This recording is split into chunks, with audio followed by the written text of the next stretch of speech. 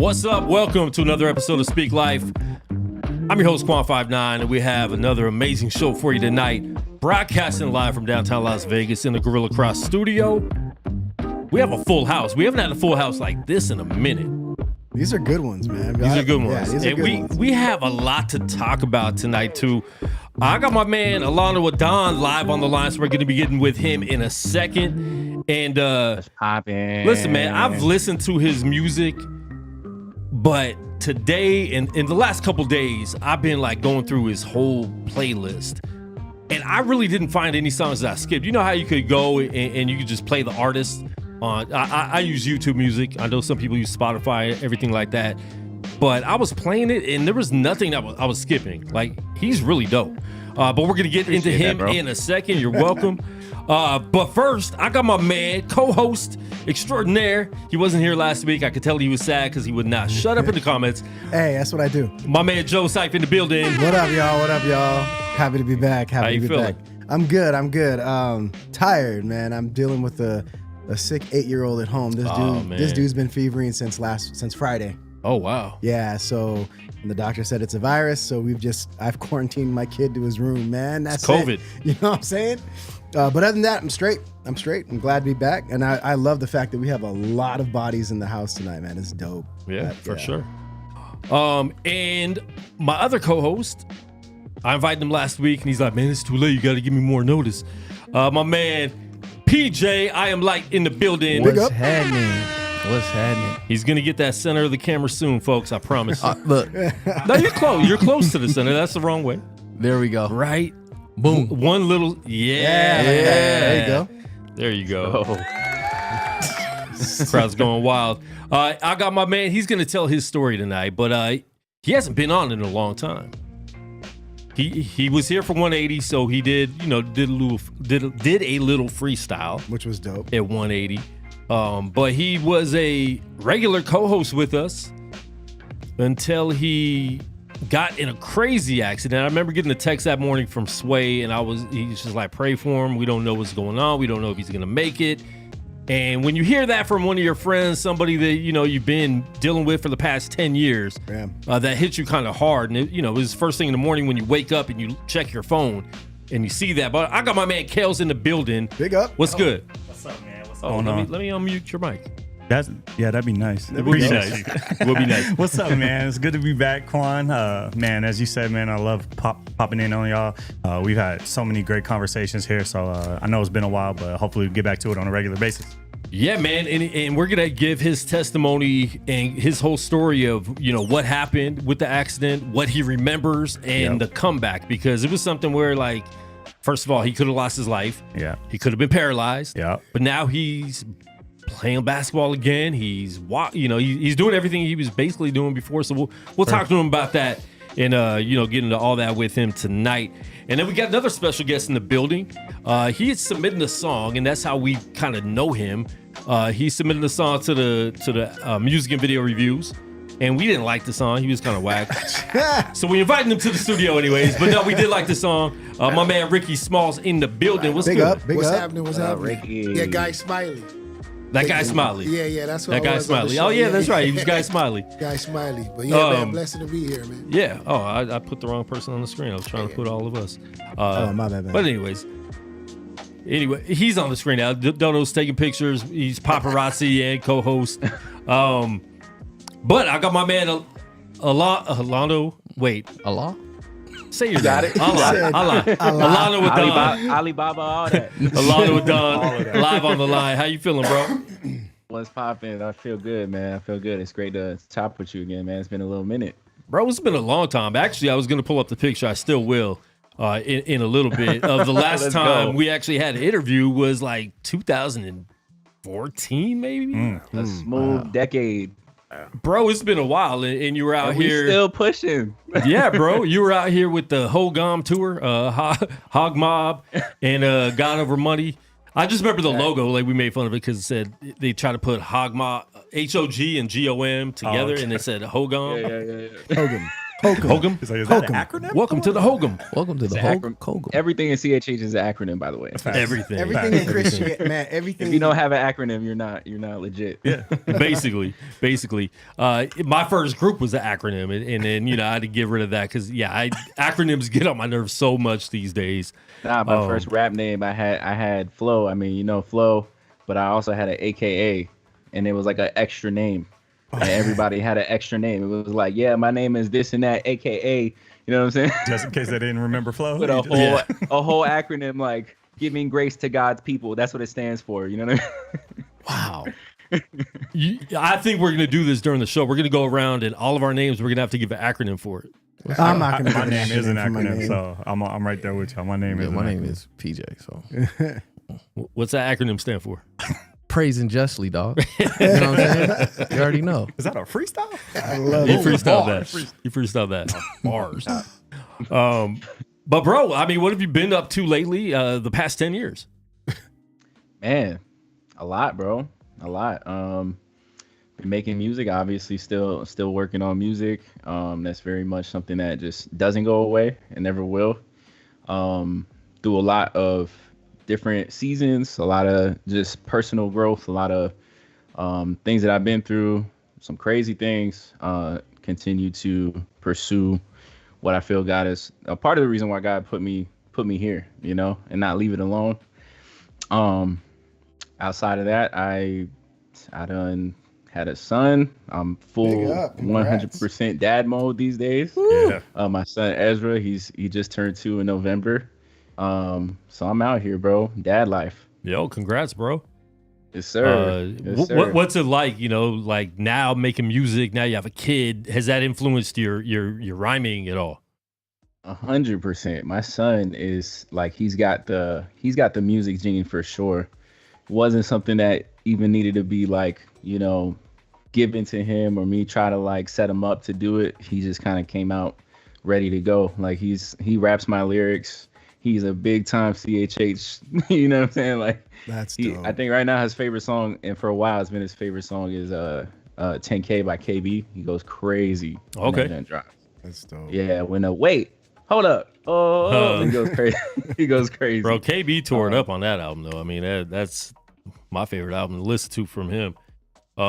Listen, man, if you guys are watching, please share the live video stream with your people. Subscribe to the YouTube channel, and share with somebody. If you're on Facebook watching, we're trying to get you guys to quit doing that. We tell you every week, but move over to the YouTube channel. Subscribe. We are live every Tuesday. We're going to be consistent unless I'm out of town or something like that. But please subscribe. I know it's been a little hard. Like when you fall away from social media, and Flo, you've probably dealt with this before. The 100%. algorithm, like it will disappear. Like anything I put up on Facebook, we have a Speak Live Radio group page on Facebook. No one sees anything. I'll see the reach. It'll be like 5 people out of 900 people in the group. You take a day off and you get shadow banned. Bro, how do you feel about that? Like especially as an artist, like you take a week or 2 off, or like let's say you don't want to do music, you have a son, so you have to take a couple months off. How do you feel about that when you try to come back, you post something, you're used to getting 500 views, 1,000 views, likes, all that stuff, and then you come back and it's like 20.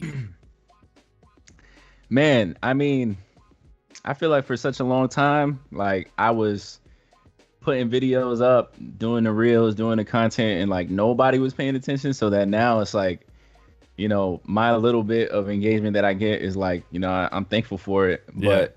But I feel like, man, you can't really like step away just for your own sanity, because at this point, been doing music for a decade plus. Like I'm not trying to be in front of the camera. Like, what I mean? Like I'm not trying to be making content every single day, Yeah. So it's kind of like something that I feel like with every era in music, there's been certain things that change, and then you kind of got to like adapt to the new change.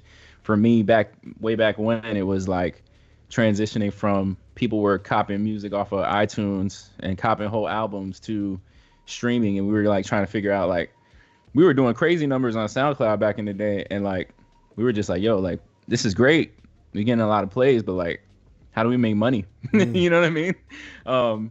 So it's one of them things. It's like one of them things. It's like part of the new era and the new climate on social media is just adjusting to that new thing, you know?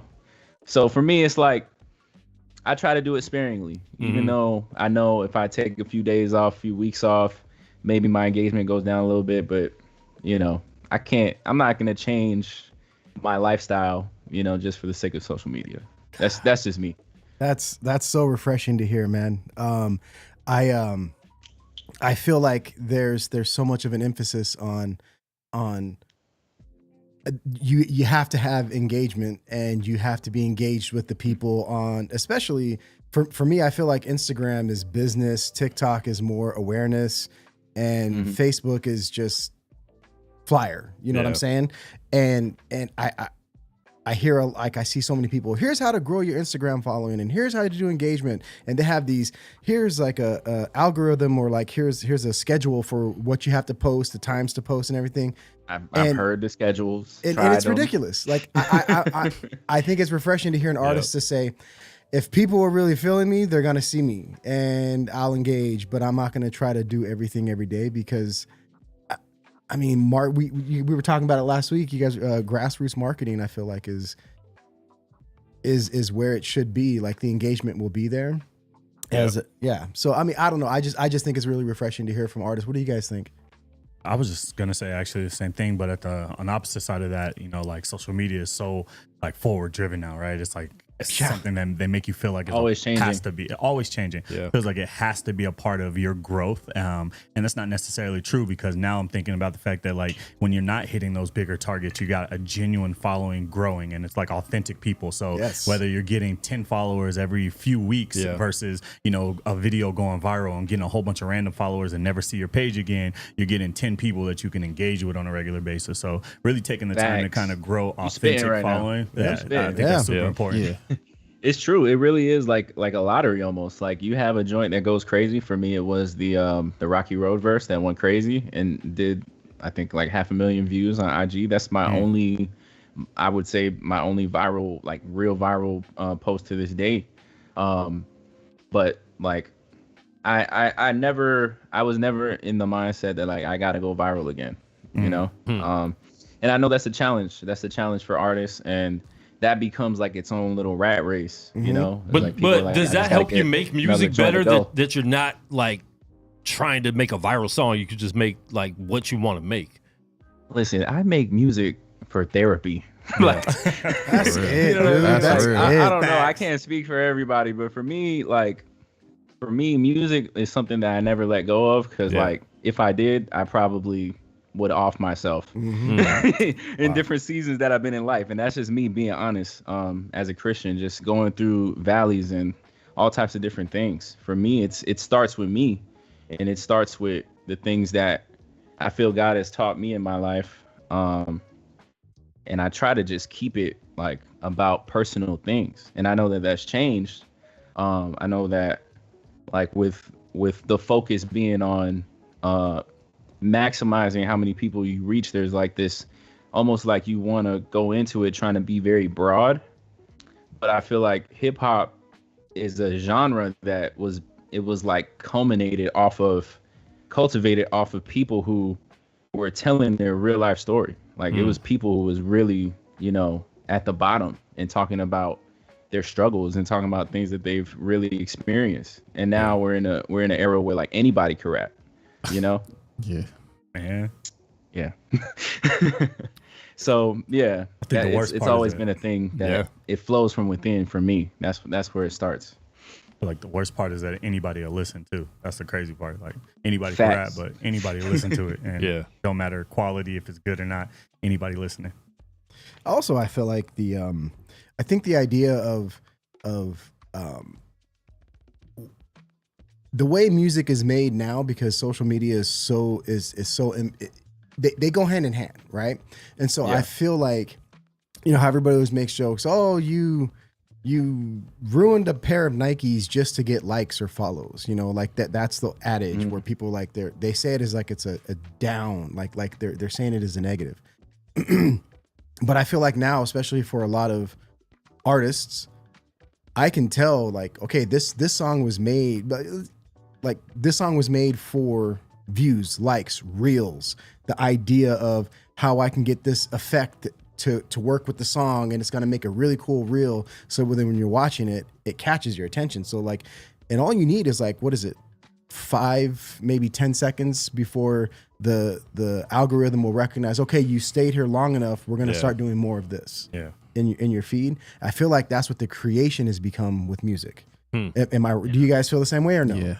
And you know what I see a lot too is somebody will have one song and they'll do like 3 reels for that one song. Yes. Like content right now is reels. Everything. A million. Yeah. Well, wasn't it's it just like spamming the algorithm? Didn't Cardi B or somebody or Beyonce release like 5 different singles for the same song with like different variations of that or something like that recently?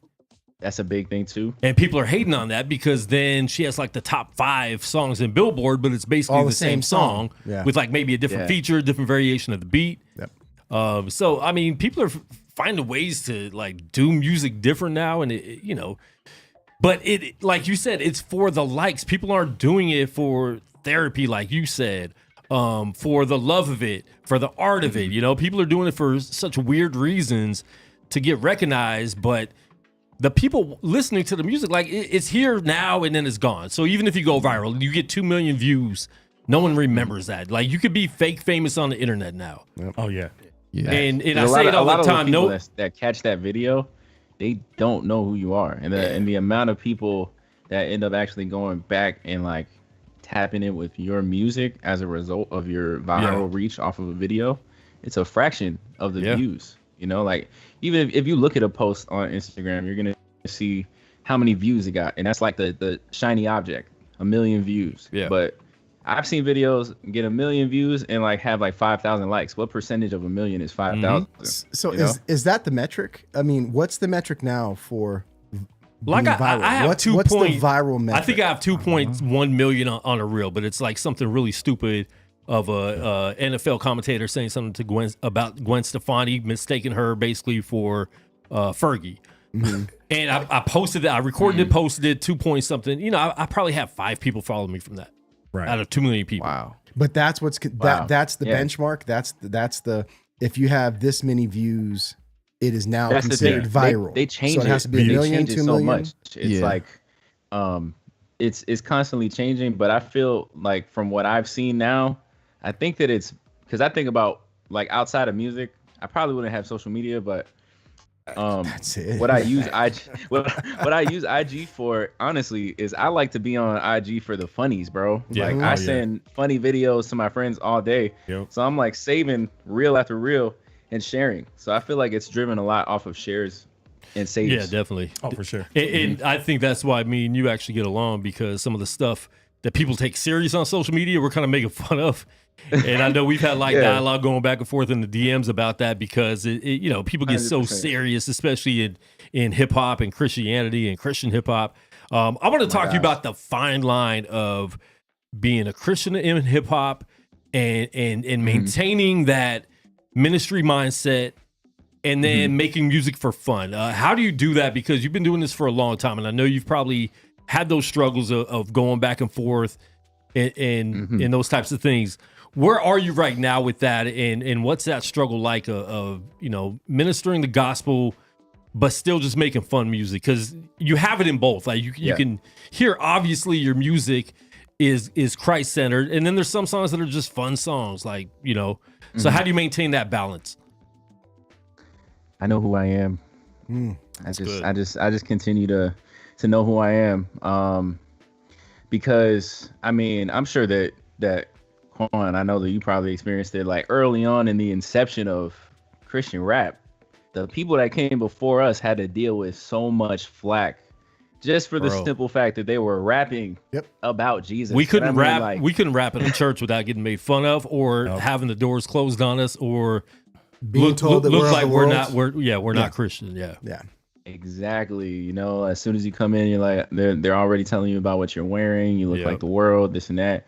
And so the people that came before us, man, like we think that it's crazy now. It's just it's honestly become very, very open. And I think that because the people that came before us continued on and didn't allow that to deter them from still putting on that garnering that Christian rap title and having a ministry focus.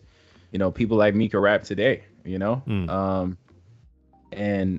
I mean, there's always going to be, because I understand the mindset of somebody who is like, because I feel like over the years I have, found my lane.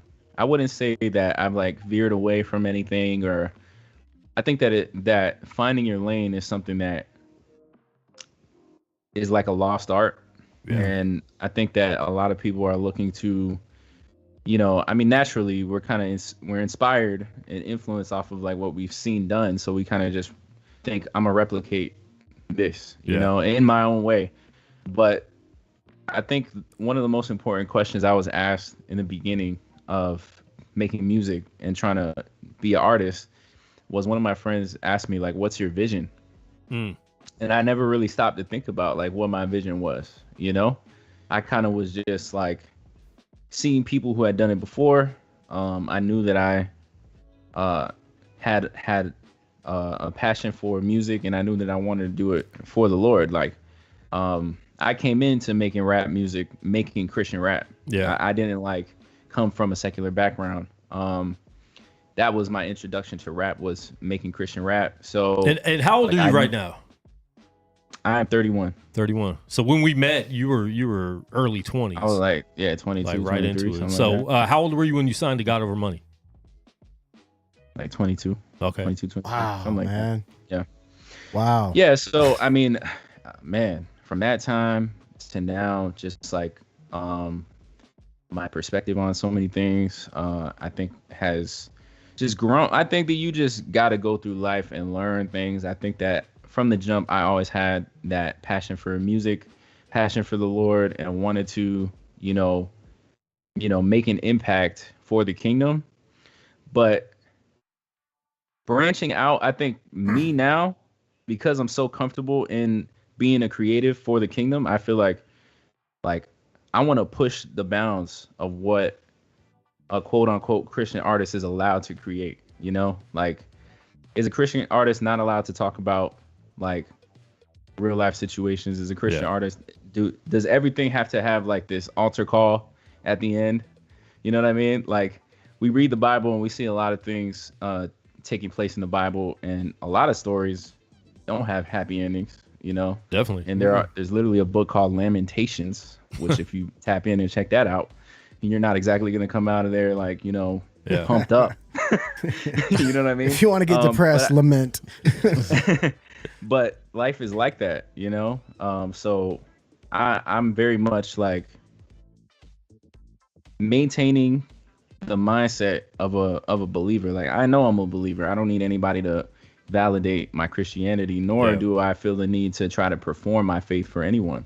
And it's so easy to fall in that trap, like just in general. Like, I remember going on dates with a girl from church, and you feel like the date was like we went to church and went out to eat afterwards, and you feel like you got to perform to make her think that like you're this man of God.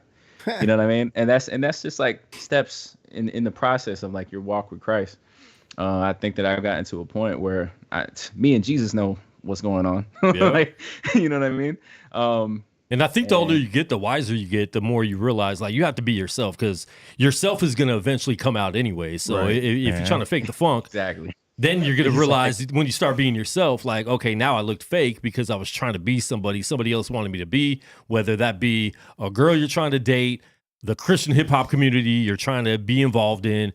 And, I think that's been the detriment to the Christian hip hop community up to this point, and I think that's something that I hope changes. And I think is changing with people like you growing and getting that wisdom and stuff like that. But yeah, man, 100%. Even with that, so you're saying like, I don't have to just talk about God. How do you maintain that balance of not getting caught up in, because you still want to talk about God, you still want to make that be known, but then you want to make music that might just be fun, might be about love, might be about relationships. How do you maintain that balance to not get caught up on one side? Because you might start getting more, popularity if you're going this angle. How do you maintain that as a man? And do you have people around you to help, you know, kind of keep you grounded with accountability in that? 100%. Yeah. The faithful few in my life, they've been in my life for at least 5-6 years plus. I know I have people in my circle that I've maintained relationships with for over 10 years. I really look to those people as, you know, that iron in my life. And those are people that have maintained their walk with Christ, that have not walked away from the faith, have not, you know, came in doing Christian rap and dipped out and stuff like that, which I'm not saying, you know, you're null and void if you've done that. I have maintained relationships with people who have, you know, decided to go different routes, and, you know, we kind of just part ways when that topic comes up, you know, because for me, it's like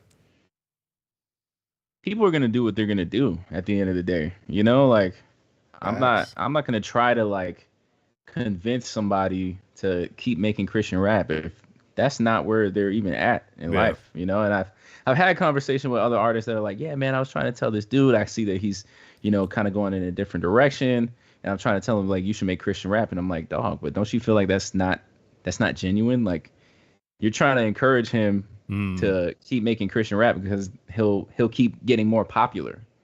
But if you're not right with God, like, and it's not in you to want to make music, oh man, in the Christian space, then bro, it's best for you to probably dip. Yeah, well, I think that's been an issue with Christian hip hop, right? Like people were trying to create Christian rappers instead of disciples, right?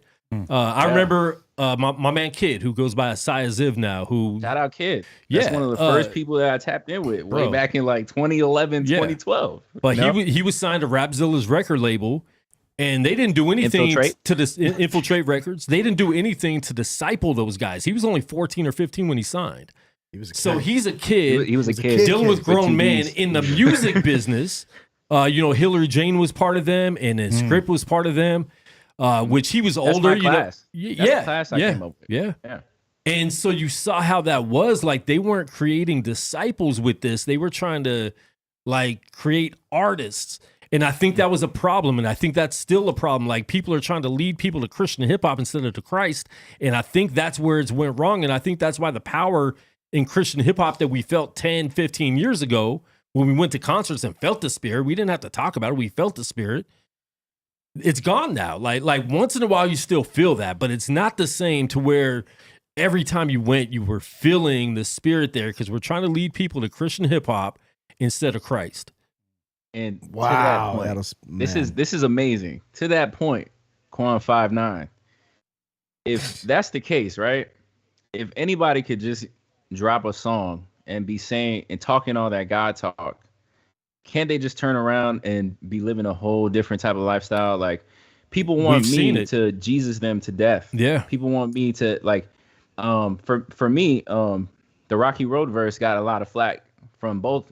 I had like people that weren't even Christian hating on it, and then also people within the Christian community saying that, you know, this is not Christian rap. Yeah. I literally start off the verse with a Lazarus bar, you know, but they immediately go to, you know, you said this line, and I'm like, dang, bro, like, you're mad because I have bars though. Wow. You know, that's not a me problem. That's just you. Yeah. and then think about it. If the only thing that you're picking out in my verse is me saying a slick little bar is, oh, that's worldly, then maybe I'm not worldly. Maybe it's your mind that's worldly. Maybe your mind is carnal. You know what I mean? Listen, I have this debate all the time with a lot of because weekly I teach younger people. You know what I'm saying? Like, I'll do a Bible study with younger people. And that's amazing. One of the things that I always tell them is, you know, because the authenticity of your spirit and Holy Spirit is the fruits of the Spirit, right? So if the fruits of the Spirit aren't manifesting, that doesn't mean that you're not saved, but it does mean that there's nothing being produced to show your fruit, right? The fruit of the Spirit. Exactly. And I correlate that to what it means to be real or fake. Like, 50 Cent came out with a song years ago called Wankster. And the idea of it was, you're not a real G. You're not really real with what you're talking about. You're fake. And you can sound hard, but you're not it. And I flip it, like, you can sound like a Christian and say all the right things, but if that fruit's not there, you're a wankster. You're fake. You feel me? And we've seen it. I mean, we've seen it, bro. Like, how many people talked to us back in the day that we weren't Christian enough in the music, and they like their music was super Christian, like quoting Bible scriptures, and they're the ones that fell away. And leave the faith. They leave the faith. Turn around and they have these. They don't just leave Christian hip hop. They are no longer Christians. And they make big, long videos about why they're leaving and how great they are that they're leaving now. You know what I'm saying? But these were the most judgmental ones. And then the people are like, we're still here, like serving Christ. Yep. Yeah. Well, I mean, and the idea is this, and you guys tell me, tap in, tell me what you think of this. Like, I think we put too much emphasis on, like, I mean, obviously, yeah, CHH, Christian hip hop. Our hip hop is based on the center, it being Christ, right? But it's just music. So, and we've had this discussion many times. You don't go to work and say, I'm a Christian mechanic. So every time I put a wrench to a bolt on a car, there has to be a ministry there. There has to be something there that leads you to Christ as I'm getting my hands dirty and changing your oil, or as I'm like changing out, whatever. Like, you don't go to, like, I'm a Christian construction worker. So every time I'm shoveling, like, I'm praising God, and you're going to know that I'm praising God as I shovel. Like, hip hop is the only thing where we have to be like, everything you do has to be Christ, otherwise you're fake. Why can't you just be dope? Yeah. How about what do you guys think? Like, not making an assumption about somebody's character or their walk with Christ. For me, feel me. I could care less about people like saying this and that, about, you're not the music, it's not my cup of tea, whatever. I'm not expecting everybody to rock with me. But when you start saying I've had people say, like, don't say that you're a Christian, like, what do you mean? Like, who are you to tell me, like, coming into this conversation, there's already so much pride because thank you. For you to say, don't say you're a Christian and claim that you're something you're not, is assuming that I'm validating your Christianity. I don't know you from Adam.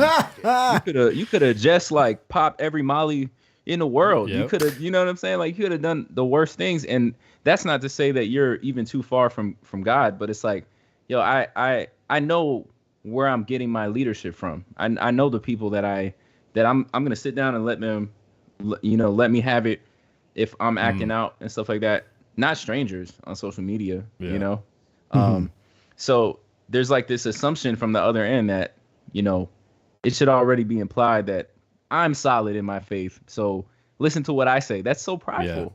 You could see the pride in somebody's heart just by the way that they talk. I mean, comment sections are crazy. Anything Christian, any Christian content that you go to and you hop in the comment section, anything, even borderline controversial, Christians are in the comment sections going crazy on each other. Oh, we are the most critical on ourselves. What were you going to say? Well, I'm saying too, though, like, the comment section is wild everywhere because there's people. 100%. I run a YouTube channel for a UFC fighter, and those comments are insane. Like, bro, he would smash your face in. Right. Like, he's hit me before. Like, just like pulling punches. The energy is always different in person. It's crazy. It's always different in person. I get all the love. I get all the support. Everybody wants to wish me well.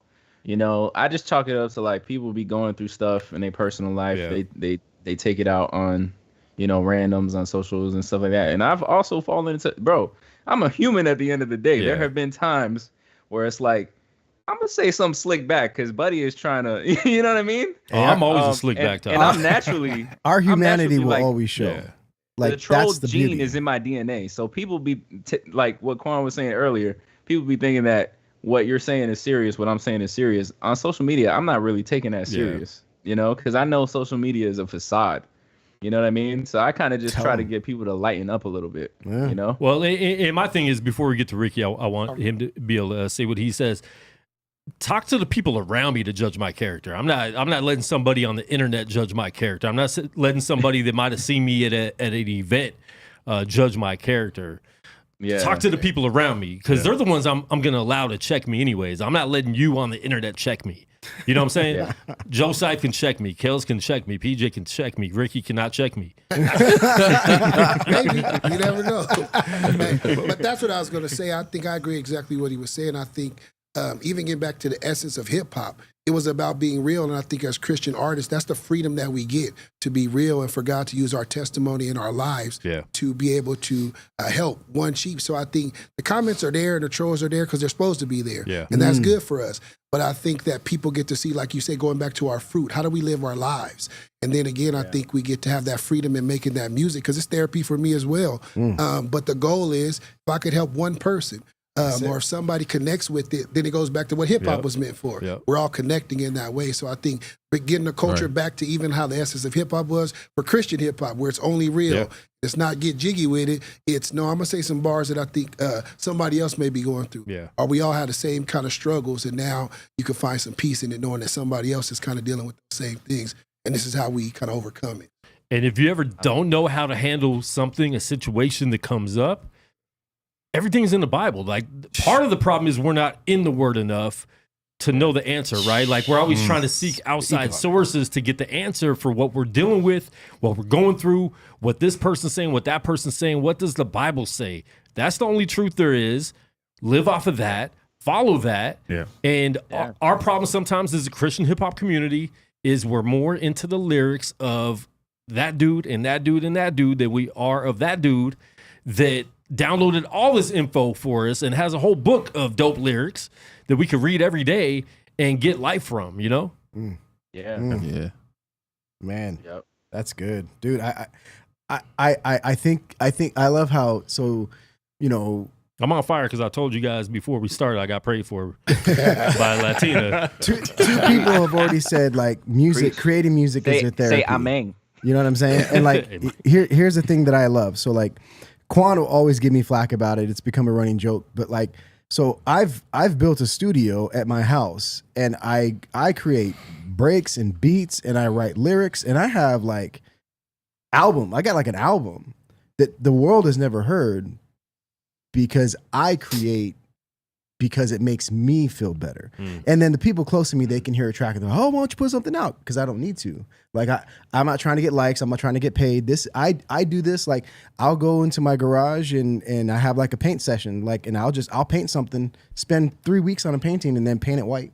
You know what I'm saying? Like, because that's my therapy. So that's why I have to steal some of these canvases before you paint some white. The truest idea of music as my therapy is that, like, when the light of the world, it doesn't see the light of the world, but you know what I'm saying? Because I know all of us, like all of us, even everybody, I know that when we're by ourselves and we're freestyling, we don't care that we mess up and we're like, dude, that was dope. And it feels good. But whenever we're put on the spot, we're like, nah, I can't freestyle because I'm afraid that I'm gonna mess up. And that's where's the therapy at? You feel me? Like that's where I'm trying to get to is I don't need to worry about the validation or the likes or the viralness of whatever it is that I put out. You know what I'm saying? As long as what I'm putting out is excellent, that's it. You feel me? Right. Yeah. And I'll say this to artists, like, find what works for you.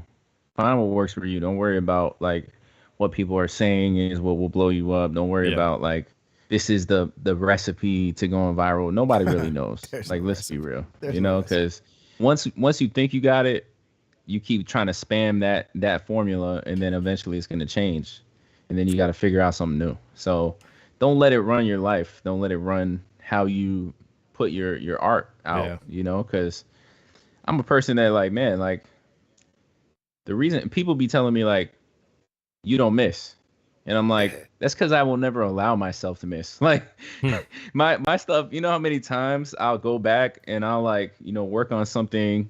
I'll start a verse that I'll come back to like a month later and finish it because I'm like, I don't want to try to force this right now just because I feel like I need to drop music. Because, you know, and today the climate is like, you got to drop 52 times a year. You got to drop a song every day a week. Like, that's the way to do it. And I'm like, dog, that's not me. You know, like, I have to sit and take time with what message I'm trying to convey, what thoughts I'm trying to portray, and like I gotta, before I send, like, there's a few people that I send music to, and at this point I've been making music for a decade plus, so I'm not really like looking for critique. So it's been a couple friends that'll like send me something back, like trying to tell me like what I should have done, and I just never send them music again. I'll be like, that's the first and last time. Like, I'm not looking for, you know what I'm saying? On the artist development side, you know what I'm saying? I'll take critique, but I got the music part down, you know? Yeah. But as far as like putting something out that's trash, after all the years that I spent making music, I at least know what's not good, you know? Yeah. So hey, I just set that standard for myself and be like, man, I don't ever want to put a bad song out because it's hard for people to hear that. Who was gonna say PJ? Yeah. Oh no, I just think it's like the freedom to create. Like, I think whatever in your heart is gonna come out your mouth anyway, and then you're gonna be able to determine. Because there's certain music I listen to, I'll be like, that's not it. Yeah. It sounds dope sonically, like music you've made. There's nothing. Are you talking about personal music that you've made? My personal music? Or are you just talking about other people? I'm just talking about listening in general. Oh, like probably listen to some old, Quan's old stuff. You know, I really wasn't feeling it. Oh, wow. That's why you became a rapper. It didn't resonate. That's why I became a rapper. You inspired him to be like Quan.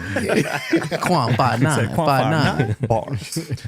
But yeah, I just feel like when you have the freedom to be your authentic self, that's when like Alano was saying, that's when you don't care what you put out because you like it first. Thank you. Yes. Yeah. I think that's one thing too. PJ and I actually had a conversation on the way over here. I think as Christian artists, we also got to be careful with not putting stuff out because the goal is to help a lost or to encourage somebody who already found. So I think sometimes we overthink putting stuff out when we don't realize that one song may have reached a soul that somebody else couldn't reach or that we all can't reach. So I think we got to be careful with kind of burying our talents. Literally talked about. Yeah. Yeah. 100%. Make sure you're all up on that, Mike. It was. Yeah, you got to be right up on that. I got you. No, I think that's... All right, real quick, man. I want to get into some of your music because I know we don't have much time with you, but I want to get into Victory Lap. Intro that song for us. Victory Lap was a result of the hardest season of my life. That was really like one of those moments where I had to spill my soul on a record and just vent, really, went through something traumatic, something very tragic in my relationship. And that was me basically, because it took a long time to put that record out. Because while I was going through what I was going through, it got so dark for me that I could not create. Like I would try to create, but I was not in a good place at all. So a little bit of time had passed, and I had to make a joint that was like two-sided in the sense that I'm having a moment in the beginning and I'm just like venting my feelings, and then I'm like back in that mode. You know what I mean? Mm-hmm. So it was really like that coming back from the dead, because things that happened in my life, I know it was, obviously we know the devil can't touch us unless God allows it to happen in the first place. So I don't want to get my message misconstrued here, but I do know that what happened, the devil's intention for it was to knock me off and ruin me. God, from the beginning, it was always intended for my elevation. Like even those things that you go through that are very, very painful, to the point that you're feeling like, how do I continue on after this? When you feel like your whole life has been shattered and you're living in a ruin of what was, it's hard. It's hard to maintain that faith that we talk so boldly about. But when I hear David talk about how he was like in the valley of the shadow of death, but not fearing any evil, like I've been there. Yeah. You know what I mean? I know the address. Mm-hmm. You know what I mean? And when you've been there, man, your perception of like, faith and a lot of things, like looking at people in a certain manner. I think I did a lot of like just assuming people should just get it, Yeah. And I hadn't really been through nothing. And then when I really went through it, I was like, man, like I kind of like the really testing your faith right there. You're preaching right now, bro. You're preaching. Because like, man, like I could have easily allowed my circumstance. I could have lost myself under the weight of my circumstance. Like that's always a possibility. Yeah. You know, I say it like this, like I could lose 50 pounds in 6 months, but even after I get to my goal weight, it's not permanent. I could always gain that weight back, you know? Yeah. So we have this mindset That's good analogy. that like, That's dope. you know, pertaining to your spiritual walk, like you get to this point that you've arrived, you know, and that never happens. That never happens.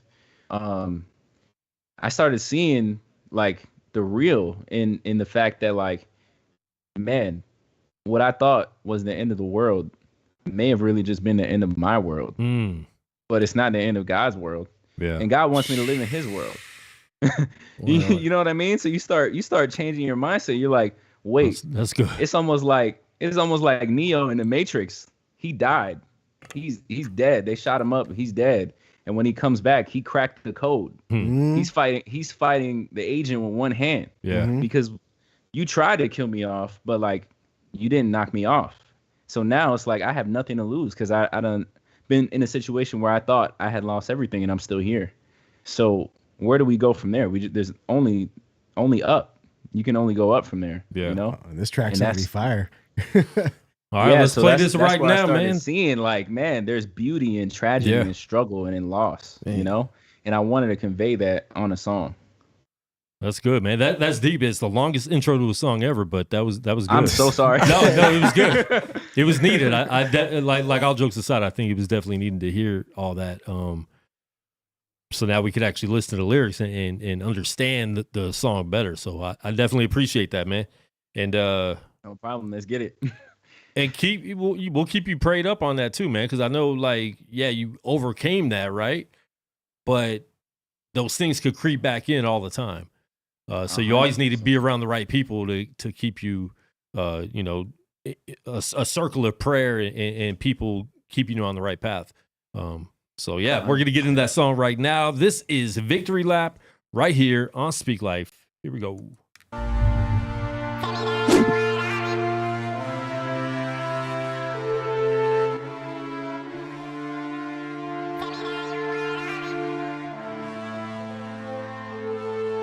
Swear I done been down so long. Watch you leave without it so long. Tell you as a man, my word bond. You don't know a thing about no love. Tell me when the world got this cold. These days, man, I'm never surprised. Lying, tell me, look me dead in the eyes. We together, then we severing ties. Feeling pain, how I know I'm alive. Prehistoric, I'm ahead of my time. You could probably find me 10 toes down here with whatever's left of my kind. And you know I'm forever gon' vibe. Yeah, I'm a ride. Then I care if they hating on me. What are you saying to me? It is what it is if you say it's gon' be. Dog is amazing to me, and I had that a chain when he gave me the key. I know they thinking it's sweet, but I'm built cause it ain't for the weak. Heaven is waiting on me. This for my son, he made me proud. Blessing, I'm raising a king. Them are my dogs, them my guys. I'm finna make sure they eat. All is fair, love and war. I'm doing dangerous things.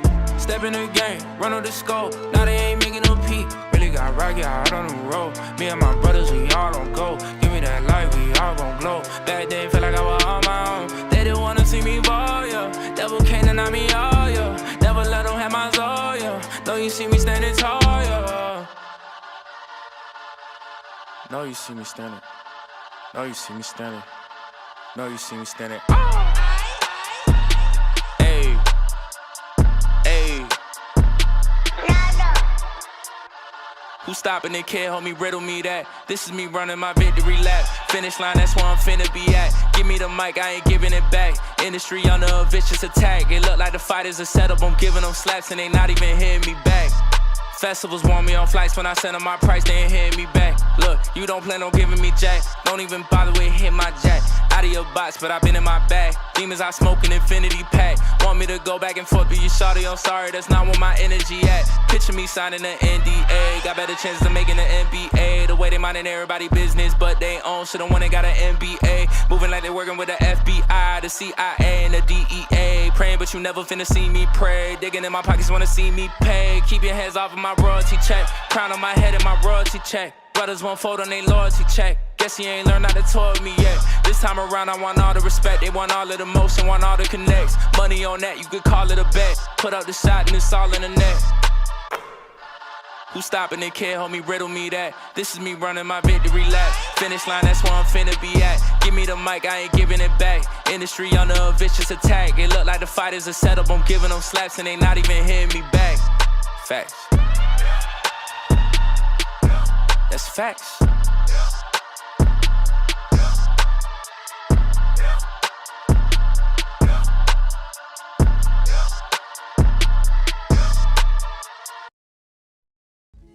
This is Super Chemist, live and direct. You're listening to Guerrilla Cross Radio. SoCal. Yo, that was Alano Adan with Victory Lap. Make sure you guys go get that everywhere. It's streaming everywhere, so make sure you get that. That song's ridiculous, bro. And now, actually, you know, I listened to that song probably 7 or 8 times the past couple days, and now actually hearing the testimony of what it is, it made it way deeper. Even though I could hear the lyrics, but like knowing it now just brings it even more to life. And even the song itself, like you could hear the transition of the beginning, like being a struggle, right? And then like even the beat switches up, and then you could hear the victory in your voice as you're near the end of the song, where you're just going in, and now you have that confidence. So, bro, big ups on you for that. That's a super dope song. Yeah, that sounds dope. Appreciate I like that a lot. But I've been listening to your stuff since it was Flow. So I'm talking about the real mixtapes. One in the building. The mixtapes. Yo, what's your main your name mean now? Because honestly, I want you're Matthew like Flores. Yeah. I went on like some baby names website and picked a name that I thought had a little ring to it. You know, I know I wanted to. You just put the baby name book? Yeah, like that's my rap name. No lie, it was a name. It was a name generator on Google, a random one, you know, and spat out. I put my government in and spat out Alano Adan. I was like, all right, guess we're Alano Adan. All right. I mean, it definitely sounds good. Like it rolls off the tongue. Nice. Yeah, I kind of sometimes I'm like, man, I could have just went with Lano. I feel like Lano is like, you know. I didn't know about the nickname until after I had that name for a while. People just started naturally like being like, "Oh, Lano," you know. I'm like, "Dang, too late." I'll stick with the first name, last name. I mentioned before that you were signed to God Over Money before, and I really don't know what happened with that. Is that something you want to get into? I'm sure you've talked about that on interviews before. I've just never seen what happened because you know you see a lot of those artists are still with God Over Money. That you kind of started with. So what happened with that, and what's the relationship with them like now? So God Over Money, I actually never signed to them. We were like in conversation with like contracts and stuff like that. Oh, I thought you just jumped on the tour bus and were like, yo, I rap. I'm here. Let's go. Yeah, no, I mean, I was fully like, you know, rocking. Yeah. And then when it came time to like sign, I just ended up not going that route. But yeah, I mean, everybody from the camp has, you know, there was like a season where it kind of fell out of touch, but at this point, everybody's rocking. I actually just heard from Bizzle like very recently. So shout out to God Over Money, man. Yeah. Appreciate y'all. Yeah. I like the idea. I mean, you don't have to tell us why the decision didn't make sense, but I love the idea that there was an opportunity for you to be a part of and actually sign your name on the line to be a part of a camp that's actually doing something, making moves, not just in ministry wise, but just musically. And it made more sense for you to be on your own. I wish a lot more artists would stop trying to look for a camp to click up with and like, I'm really going to make this homegrown and do it on my own. Like, I feel like those are the best artists to listen to. You feel me? Like Macklemore. Man, and it has not been easy. Hey, the struggle's a struggle. I was walking through a wilderness, you know, in the midst of the 10 years from that time. It really has like been a journey. It's been a journey. But I just, even when it got like real bad and I felt like, man, you know, I don't think anybody's really paying attention. I just had this thing that I was just like, man, I got to keep going though, because I feel in my soul that God wants me to keep doing this, and that he's gonna give me a moment to where it's like, it's not just gonna be me trying to, you know, be this up and coming artist. Like it's the music is gonna get out there, and it literally happened when I least expected it, you know. So shout out to God. Yeah, and, God's good, you know, at this point in time, like I'm blessed to say that I'm doing it full time. You know, I was able to actually quit my job, and I know what it is to be an independent artist, not getting help, you know, basically having to learn everything, like from videography to production to graphic art, like that song that you guys just played, I produced that. You made that beat? That's dope. Wow. Yeah, like all my recent stuff. Big up. Yo, what do you make beats with? FL Okay. gang, Oh man. yeah. Yeah, I'm FL. Yo, gang, that beat, man. I was gonna ask you that too, because that beat like was really hard. I finally copped the not cracked version. You know, that's how you know I made it. Bro, my whole studio for 20 years was cracked versions of every program. So now people ask me all the time, like, "Oh man, why do you pay for that?" And it's like, dude, I pay for everything now because, you know, I stole my way up to where I'm at. So Stole my way up. It's a write-off. Do you use FL to record? Yeah. Yep. I do everything in FL. Yeah. Back in the day, I was on Pro Tools, but it was crazy because I had a computer that was not built for Pro Tools at all, and I like ran that thing to the ground. And once I started like messing around with making beats, that's when I ended up switching over completely, because I was like, you know, if I could figure that part out, that's like, man, like 75% of the battle is having music, like, and people are like asking for my life savings for beats. Like, bro, no, I'm not finna pay you $500 for no beat. Like, I'm not doing that. No way. You know, I was already spending like hundreds of dollars on mix and masters and stuff.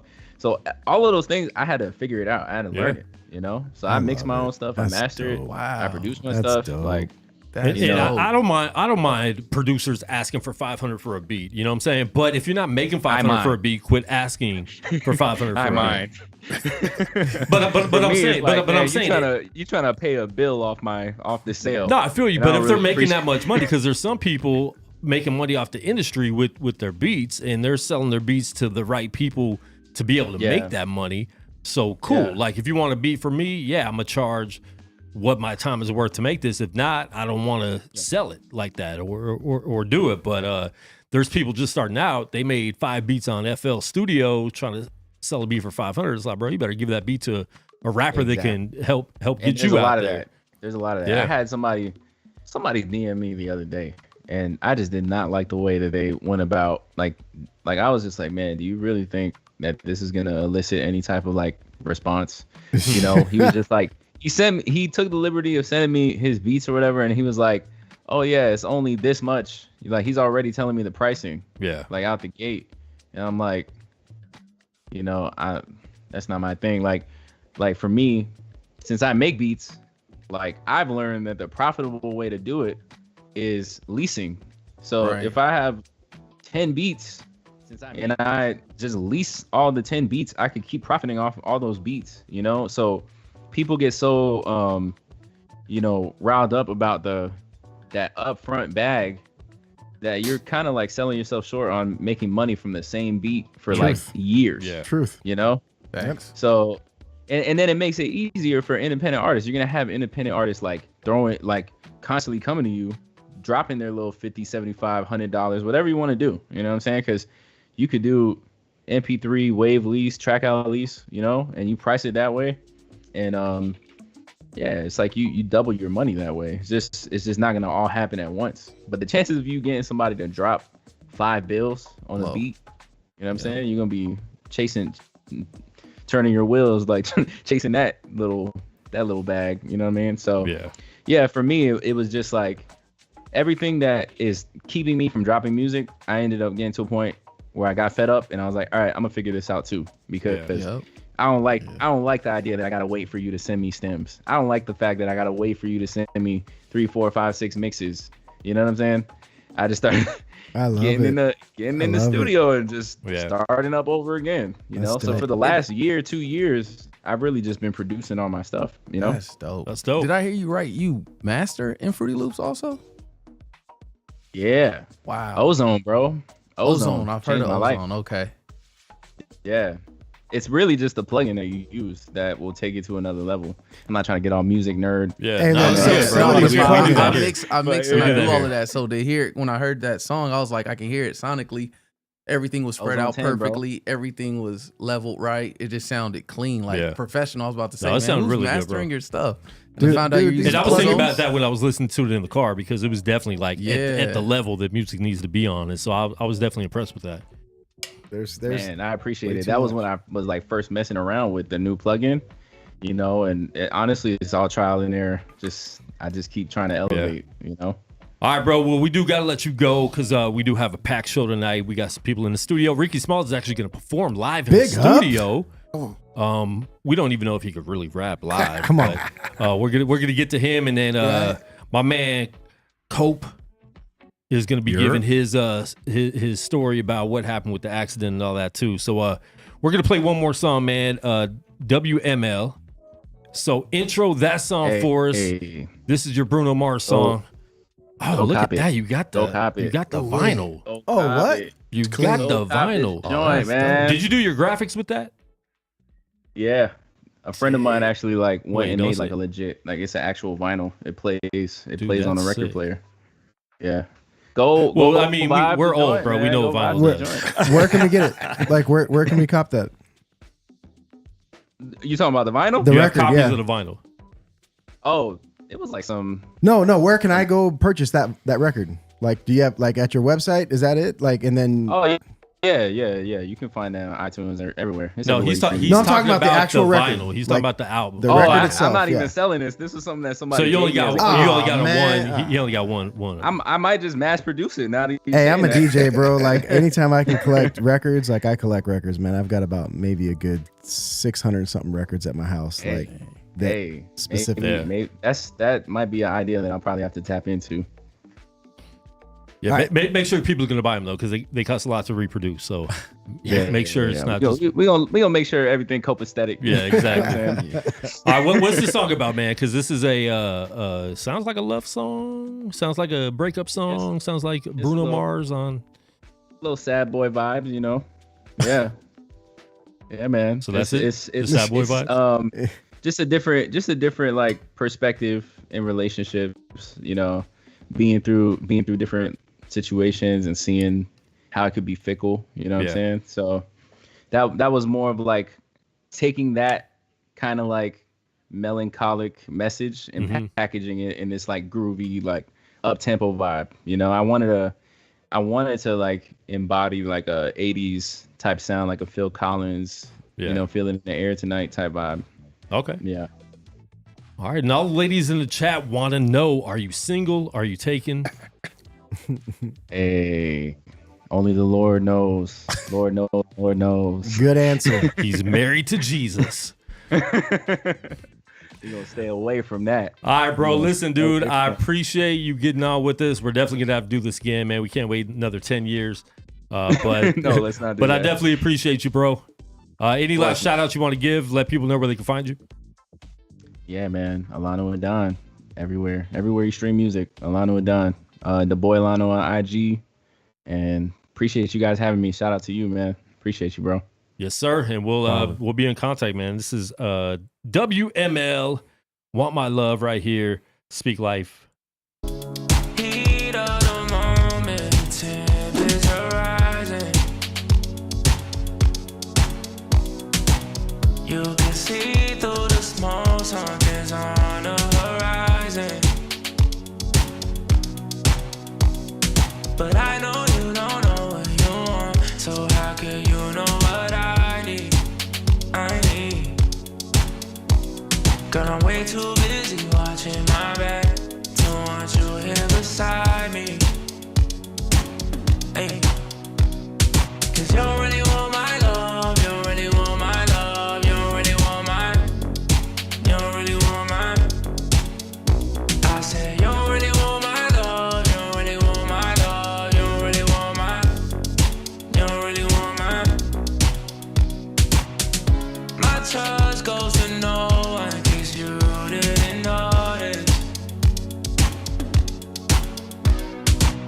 Done with losing my mind, losing time, losing focus.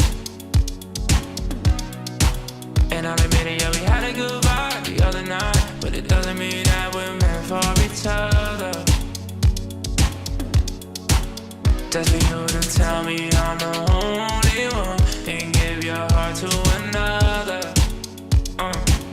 Man, 'cause I know you really want my love, you really want my love, you really want mine, you really want mine.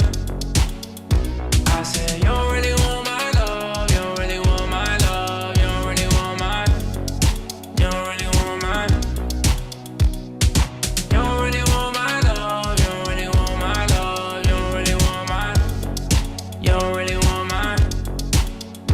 I said you really want my love, you really want my love, you really want mine, you really want mine. You really want my love, you really want my love, you really want mine, you really want mine. You really want my love, you really want my love, you really want mine, you really want mine. You really want my love, you really want my love, you really want mine, you really want mine. You really want my love, you really want my love, you really want mine, you really want mine.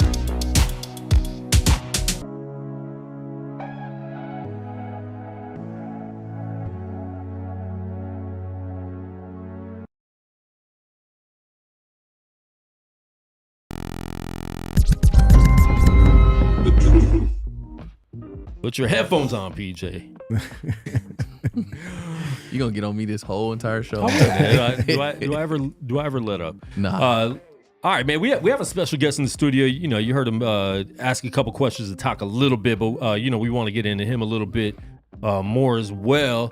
But my man, Guy Smiley, Ricky Smalls in the building. Like I said earlier, man, he is submitting a song to us on the music and video review. I didn't really know who he was. I think you and PJ had a relationship already.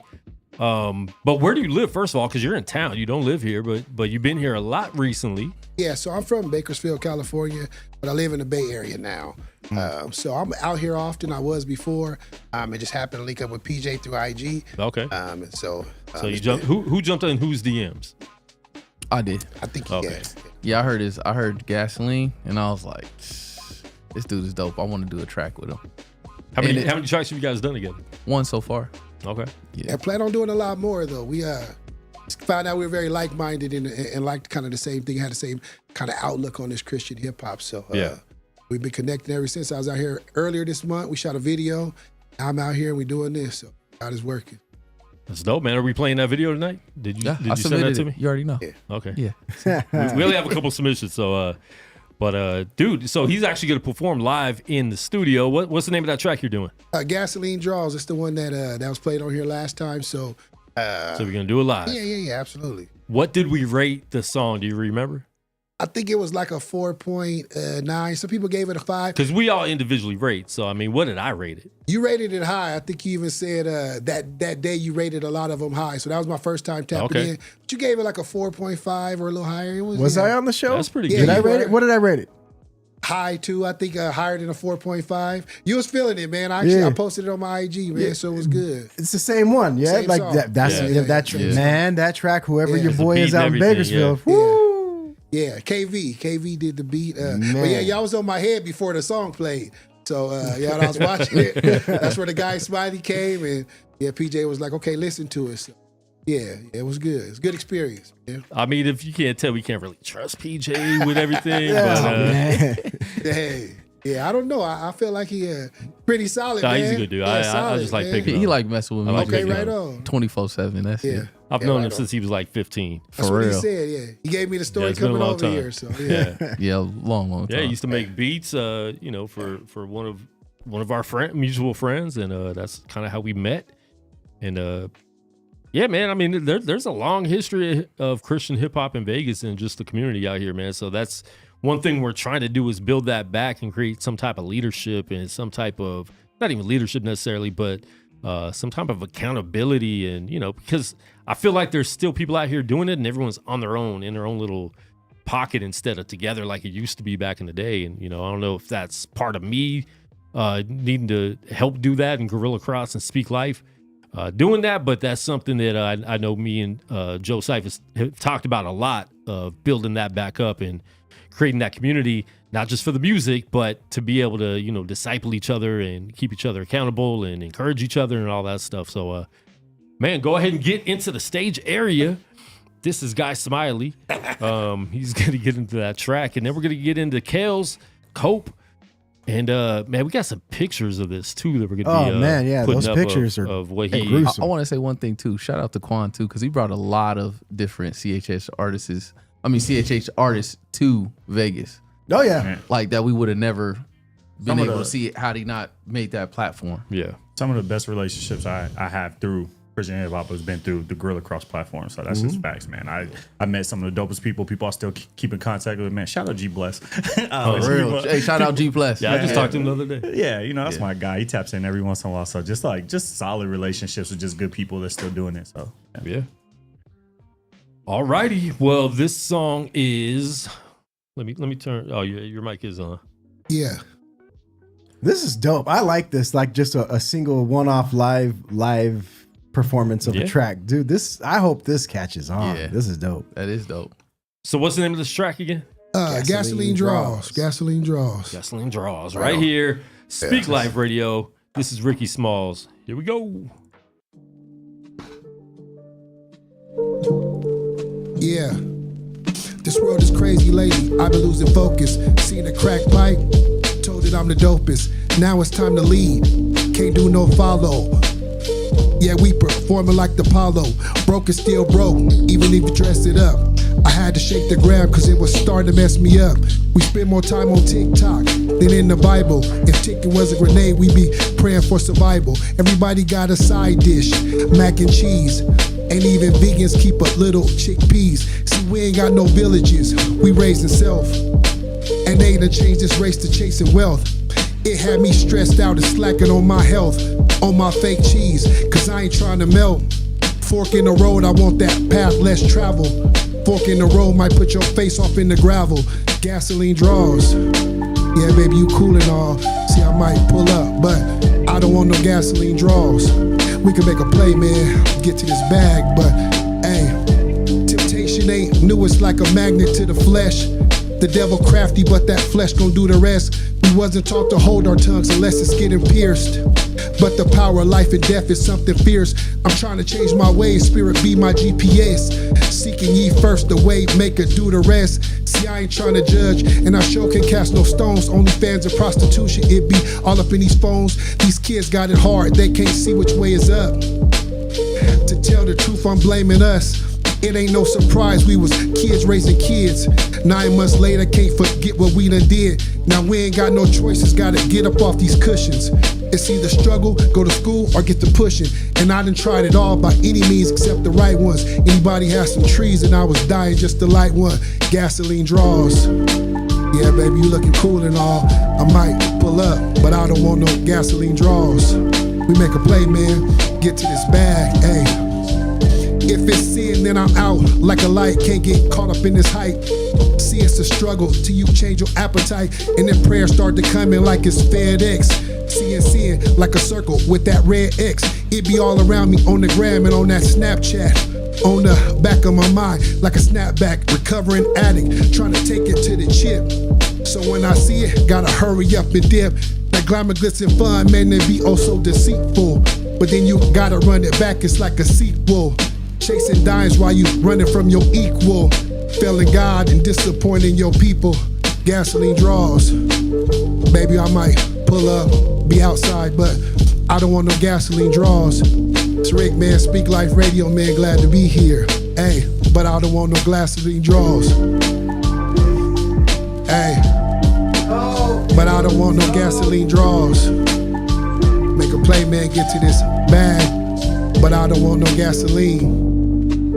Yeah, man, appreciate being here, man. Rick. Dope, bro. Yeah. Oh, no. Nah, I might get too much.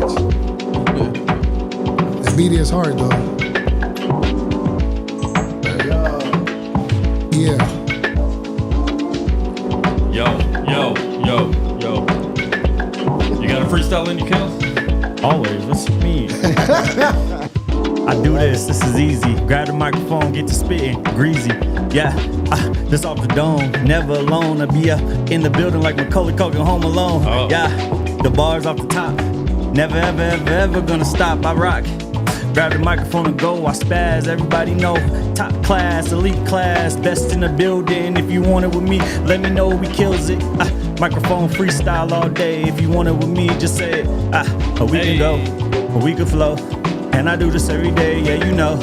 We can get it, we can go.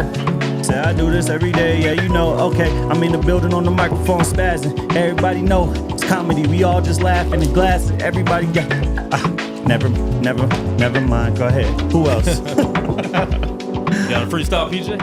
I ain't got that. He got scared. He said, I ain't got that. He got scared. You always want me to freestyle. I'm a penmanship person. Yeah, let me write something. You always want me to I'll write freestyle. something. That's how it works, Appreciate man. it, man. Dope. Hip hop. Dope. That's true. Man, that was Ricky Smalls. That song is sick, man. If you guys like that and more of that and want to see more of that, let us know.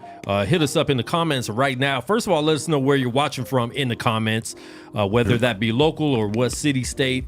Sometimes people in other countries are watching too. So let us know in the comments on YouTube where you're watching. Please subscribe to the channel. We do this live every Tuesday, and we're going to be having content throughout the week as well. Every day, man. I'm trying to create content every day for the channel, so we'll be getting that soon. So please let us know in the comments where you're watching from, and let's rate that song, the live performance, 1 to 5. So in the comments, rate that 1 to 5. 5 the best. Kels, I'm gonna let you rate that first. Yeah, so that was my first time hearing it. I remember I was on the show and I heard his name before, so I thought I was on that other show, but I don't think I was. I'm gonna say a 4.5 solid.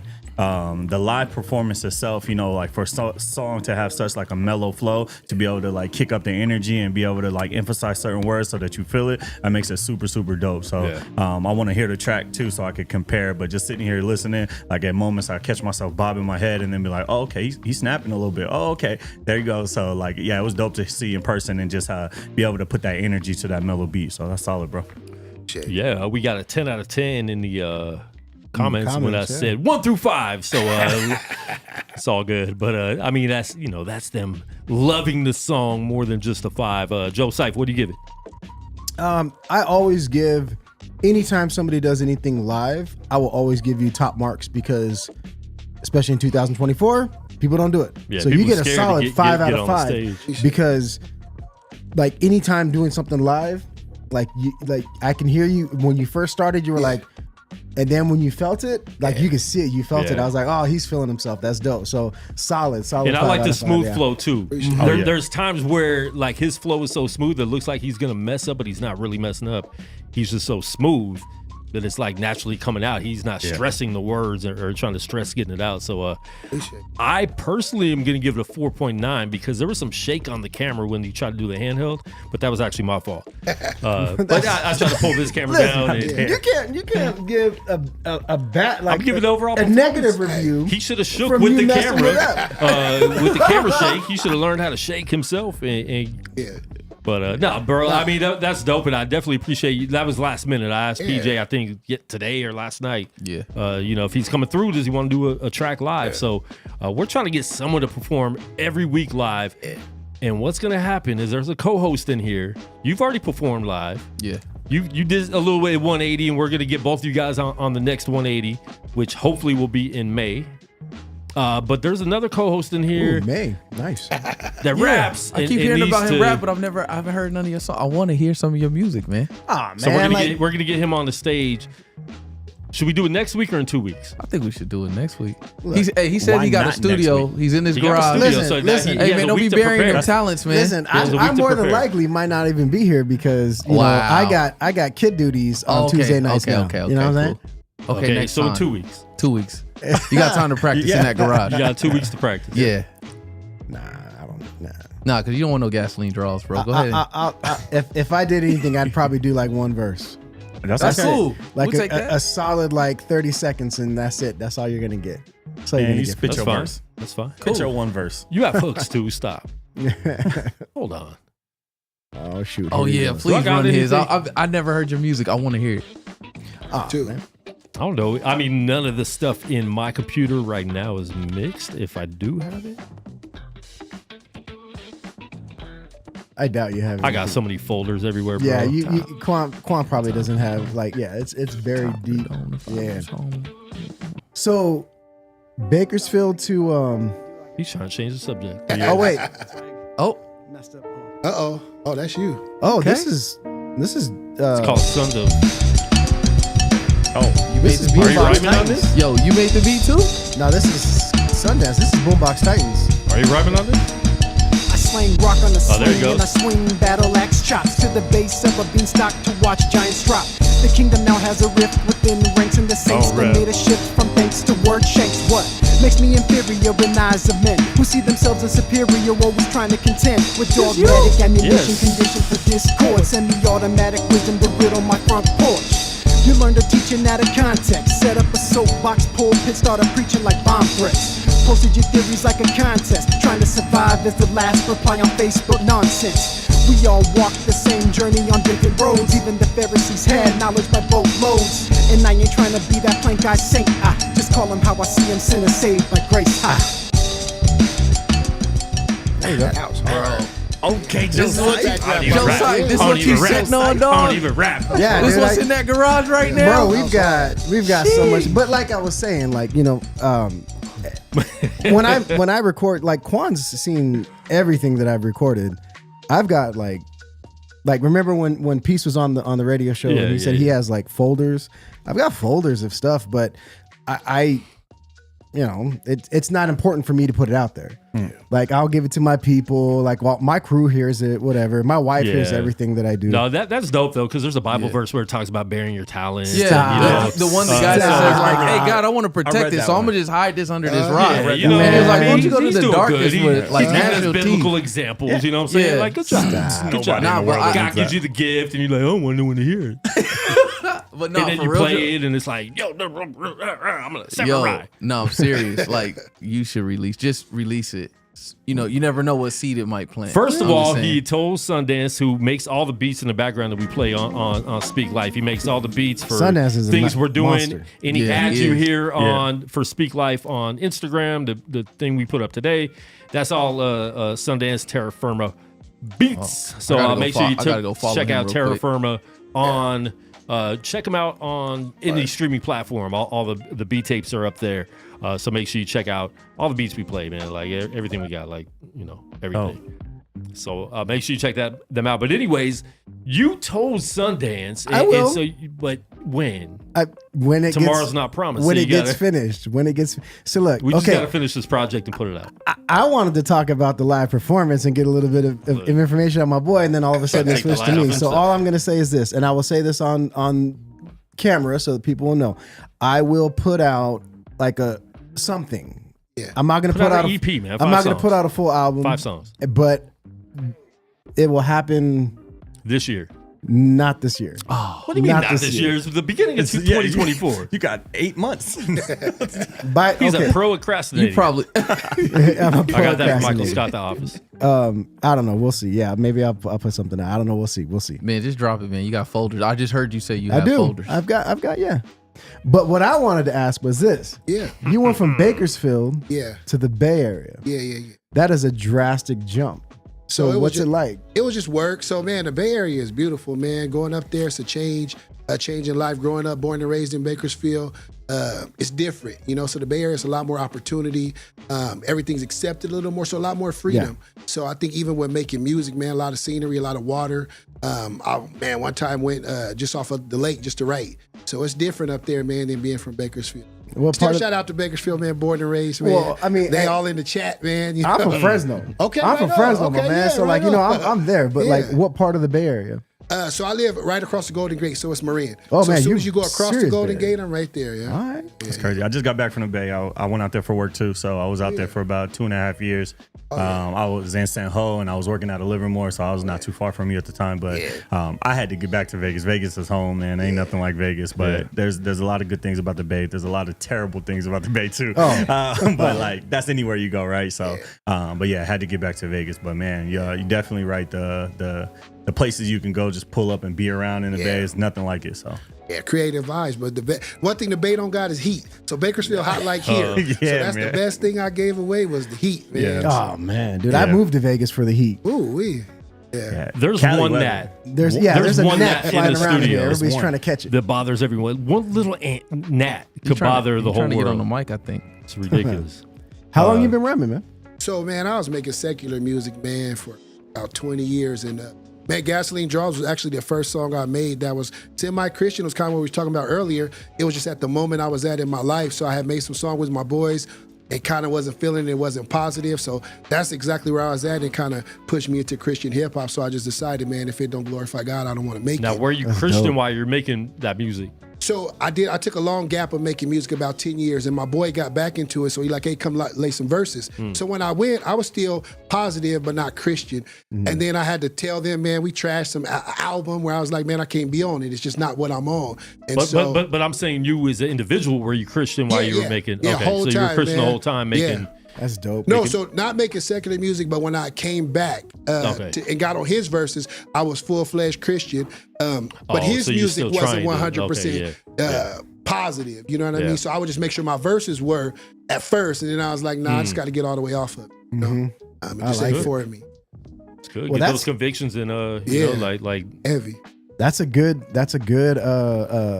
topic right there. Yeah. So if you have a, let's say it's a non-Christian, it's just whatever, but you're dope and you get on the track and like you're the only light that's shining on there. Like, do you do it? Do you don't do it? Like, do you follow scripture that says, you know, being in the world, not of it? Do you not want to like be unequally yoked, or do you feel like it's basically that's just a good ministry? Dang, so like, dope. hey, I want to jump on there. Like, I think it's both. I think PJ and I actually had that conversation. So I think it's all our walk and our convictions. So I think for somebody it may be good, and you may feel like, man, that one light is going to go somewhere where darkness is nothing but. So I think that's it. But I think we all have our different walks, and you get to a point where either you don't want to do it or you don't. So I don't think it's a bad thing necessarily. I just think it wasn't for me. But I think everybody has to kind of find that in their Christian walk and what they're willing to be a part of or in conjunction with. Yeah, right. I'm jumping on it. Yeah, I'm not gonna lie. I jumped on like 2 tracks and I told them like, hey, you hear my stuff, so you already know. And then when they got it back, they're like, okay, yeah, that's dope, and I'll let y'all hear it whenever it come out. But yeah, I've jumped on like 2 different tracks like that. well, I think this comment up here is for Jocyph. One verse, deliver it all. Why not? Opportunity is calling, and you're too good to stop at one verse. oh man, I feel like so. I saw something on Instagram about 2 months ago, and this guy did like 3 different reels, and he was talking about, I guess it was this person's first time he discovered Christian hip hop, and the question that he said was like, Christian hip hop, like how could that even be good? Like, and they were just clowning it, and they're like, it's not even hard. He goes, I feel like it's just a genre, and that's how a lot of people view it. So I'm of the mind, like y'all, like if somebody's like, hey man, we want you to get on the track. If they're dope, I'm going to jump on, because the skill itself is going to reflect. They're not going to care that I'm speaking positive. They're going to be like, dude, you're dope. Or they're going to be like, dude, you're trash. You know what I'm saying? Right. Yeah. And if you're dope, that'll give more respect. Yeah. I feel more respect to a Christian, like the idea of, okay, you can talk about Christ and still be dope. And that might give an opening to, well, let me hear what you actually have to say. Let me hear the rest of your music. And then they're like, wow, you're really preachy, or like, wow, you're really dope, but like, it's dope. You know what I'm saying? Like, so I feel like it all depends. Yeah, I mean, you know, that's one of the topic questions I had is Christian hip hop still an influential tool or just a music genre? And we kind of talked about that with Alano Adan. You know, where we used to go to events and you would feel like the presence of God there. You would feel everybody there was doing things for the right reason. Is this still something we could use to really reach the lost, that people that aren't going to the church? Because I think that's a big thing, especially now. I think now more than 10 years ago, there's less and less people wanting to go and actually enter the church building. So we have to be the church outside to them, right? So what are we doing to do that? And can, you know, hip hop and Christian hip hop be that influence to do it? Before you answer, I know Kel's got a basketball game, and I definitely don't want to miss the opportunity for him to be able to get into his story. So we want to talk about this, and then we're going to get into that topic. So anybody watching online, please be ready to chime in on that topic. But this is a big deal, man, because like I was saying earlier, this is about 2 years ago. How long has it been now? It's been 2 years. What was the date? April 20th. April 20th. So, I mean, it's coming up on 2 years right now. So Yep. 2 years ago, I get a text. It's from Sway, his former partner in music and best friend. And I get a text, hey, pray for Kels. He got in a really bad car accident. We don't really even know what's going on. We don't know if he's going to make it. We don't. So you're reading that, thinking like, yo, I don't know if I'm going to see this dude again. Right. And this is somebody that a couple weeks before was in the studio tearing down your guys' music with us and tearing down your rap dreams.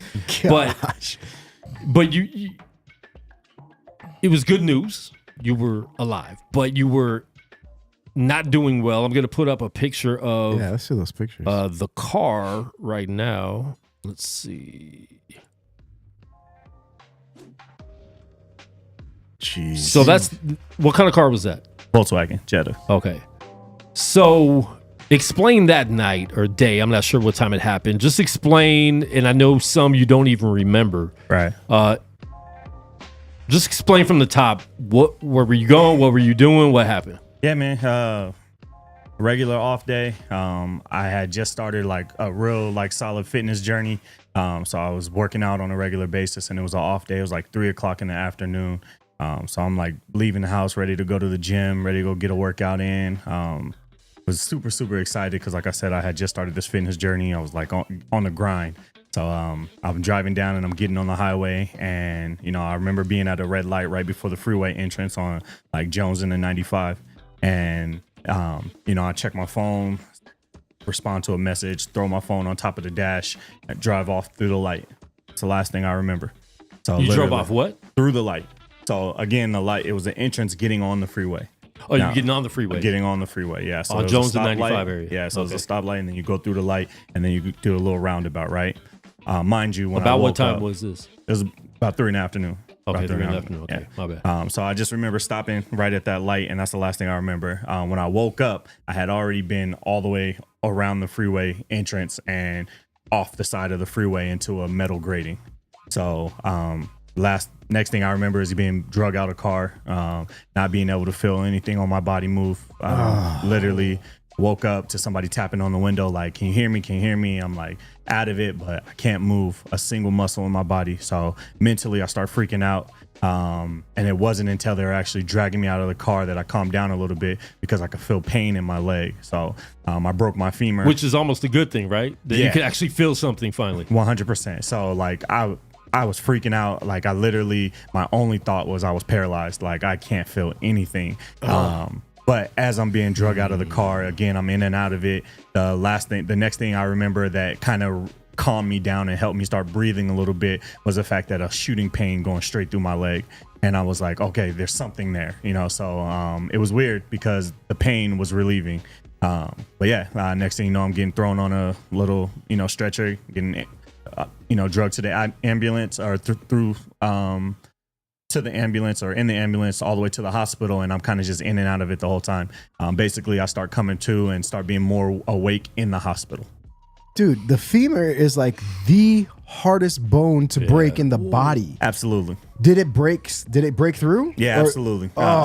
So like literally never broke a bone before in my body, and they said the one time I did, it was the hardest bone in my body to break. So I guess the way they explained it afterwards is the impact was so intense. Like came forward and my leg had to have hit the steering wheel super hard and broke that femur right across. So literally snapped. That was a wrap at that point in time. And then this is you laying in the hospital. How long was this from going in? That's like 2 weeks after. 2 weeks after. Yeah. So I was still down bad. I was in a cervical collar for 2 months.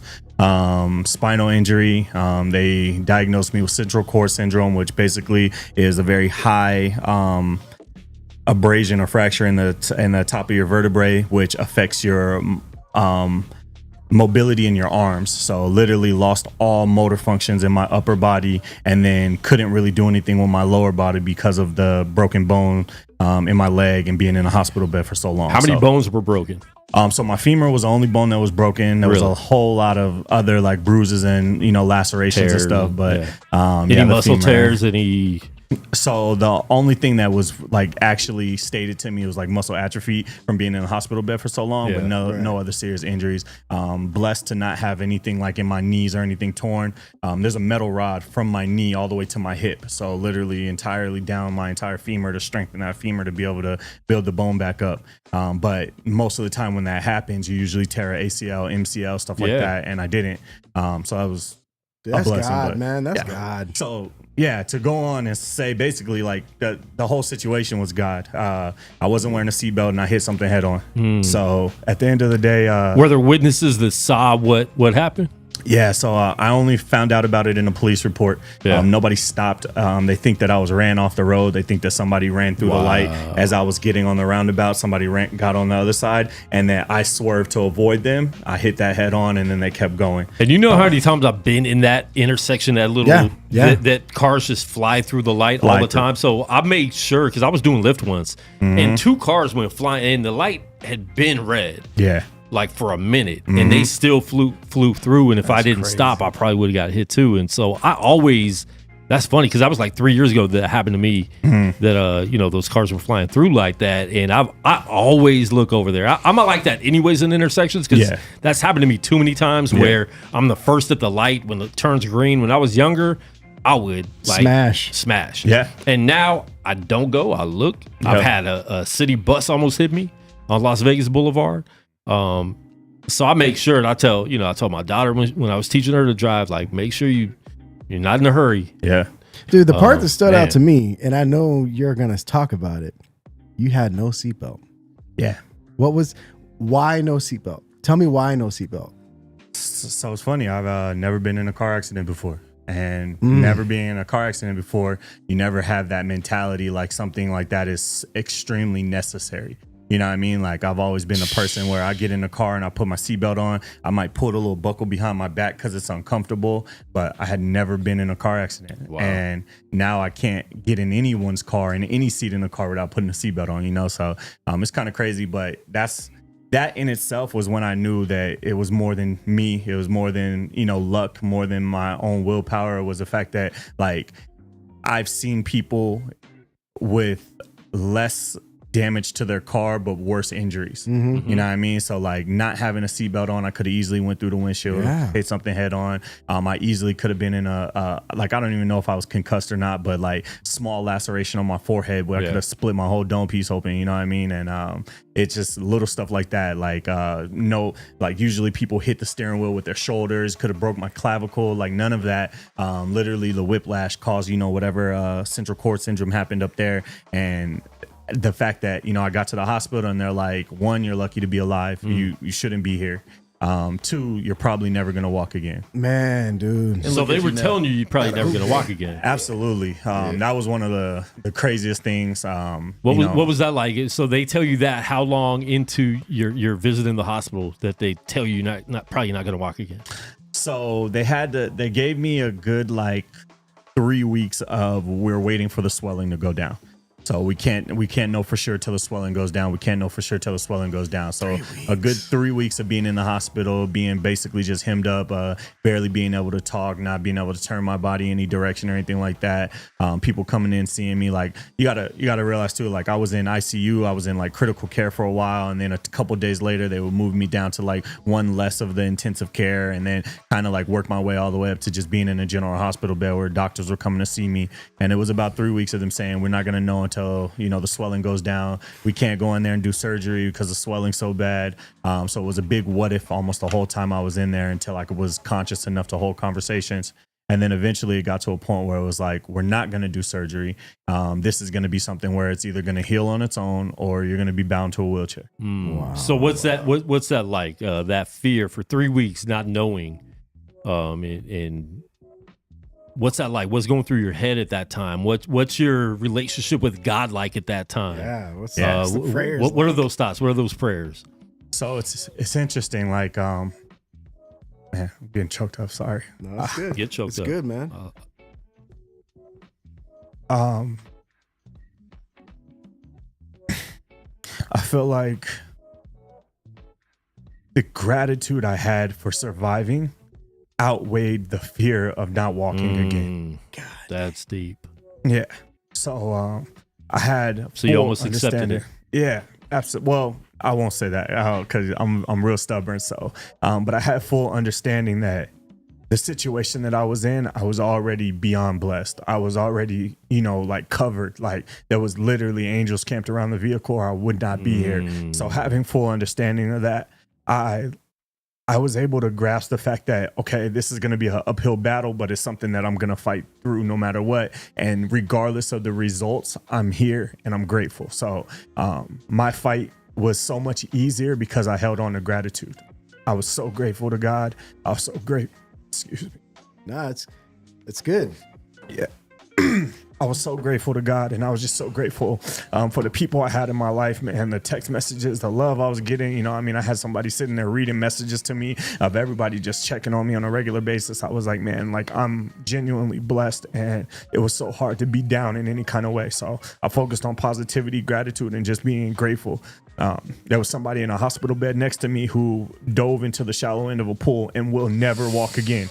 We'll never walk again. 23 years old. You know what I mean? So we'll never, ever be able to walk again no matter what. And I was sitting there next to him like, man, I just hit something head on going 50, 60 miles per hour and I'm solid. You know what I mean? So it wasn't so much like, it was like the fact that I had a chance to do better and be okay. Yeah. I was good. Dude, I think about, so what comes to my mind, because I start doing, like, whenever things happen, like big things in my life, whenever I started praying, I've always been that type of guy that's like, all right, God, if you get me through this X, you know what I'm saying? Yeah. Like where you start making deals with God, you know what I'm saying? Yeah. Like, and I already know where my mind's going to go. Like for 3 weeks, how you were saying, just the gratitude alone carried me. For me, I would have been like, my mind, I start playing, okay, if this happens, here's how my life's going to look. Yeah. And then I play the whole thing out.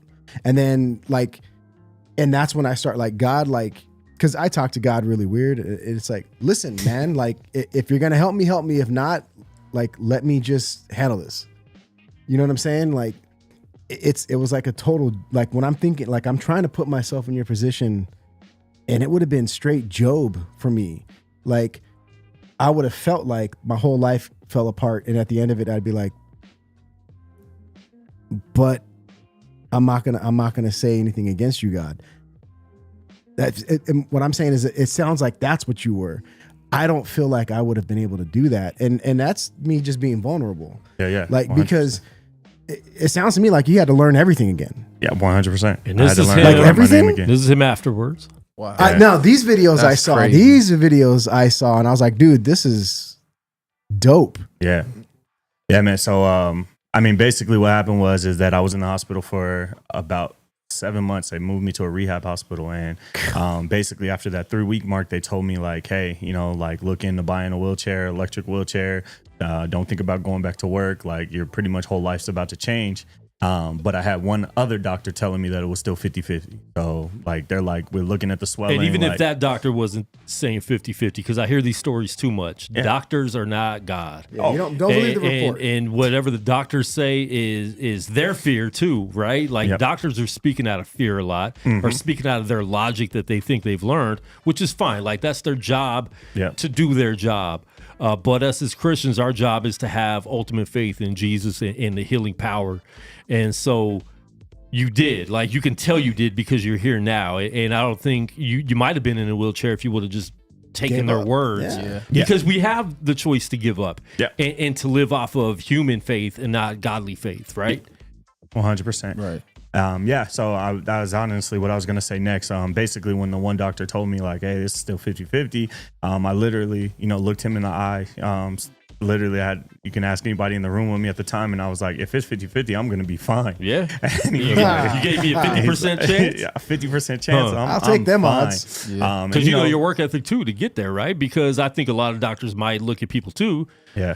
Knowing like most Americans don't exercise or have a drive to do anything more than get off the couch. So, you're not going to put in the work. Like most people know they're not going to put in the work, but your work ethic yourself. And I know that probably just went to a higher level than you've ever been on. Absolutely. Yeah, they had no idea that I was going to grind the way I did. And that was one of the biggest love moments that I got. So I had the same physical therapist and occupational therapist the whole time I was in a rehab hospital. Shout out Doug, shout out Katie, the most amazing people, most amazing doctors in the medical field I've ever come across. But just for the simple fact that one, they didn't give up on me. Two, they didn't let me get down on myself. And they saw the push that I was doing and used my energy to keep going forward, right? So it was weird. Like my first couple weeks in the hospital, they were still certain like, oh man, you're gonna be in a wheelchair for a while. And every day, physical therapy, 4 hours every day, occupational therapy for 1 hour to 2 hours every day, learning how to brush my teeth again, put on my own clothes, stuff like that. When I tell you, like I had to learn everything all over again. I felt like a toddler.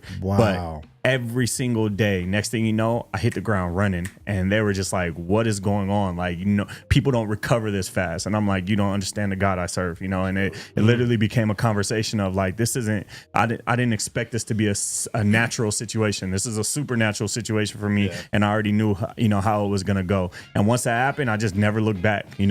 I spent that 7 months in physical therapy, and I literally are in a rehab hospital. I left there, still had to do physical therapy for a long time, but it was consistently driving myself to get better.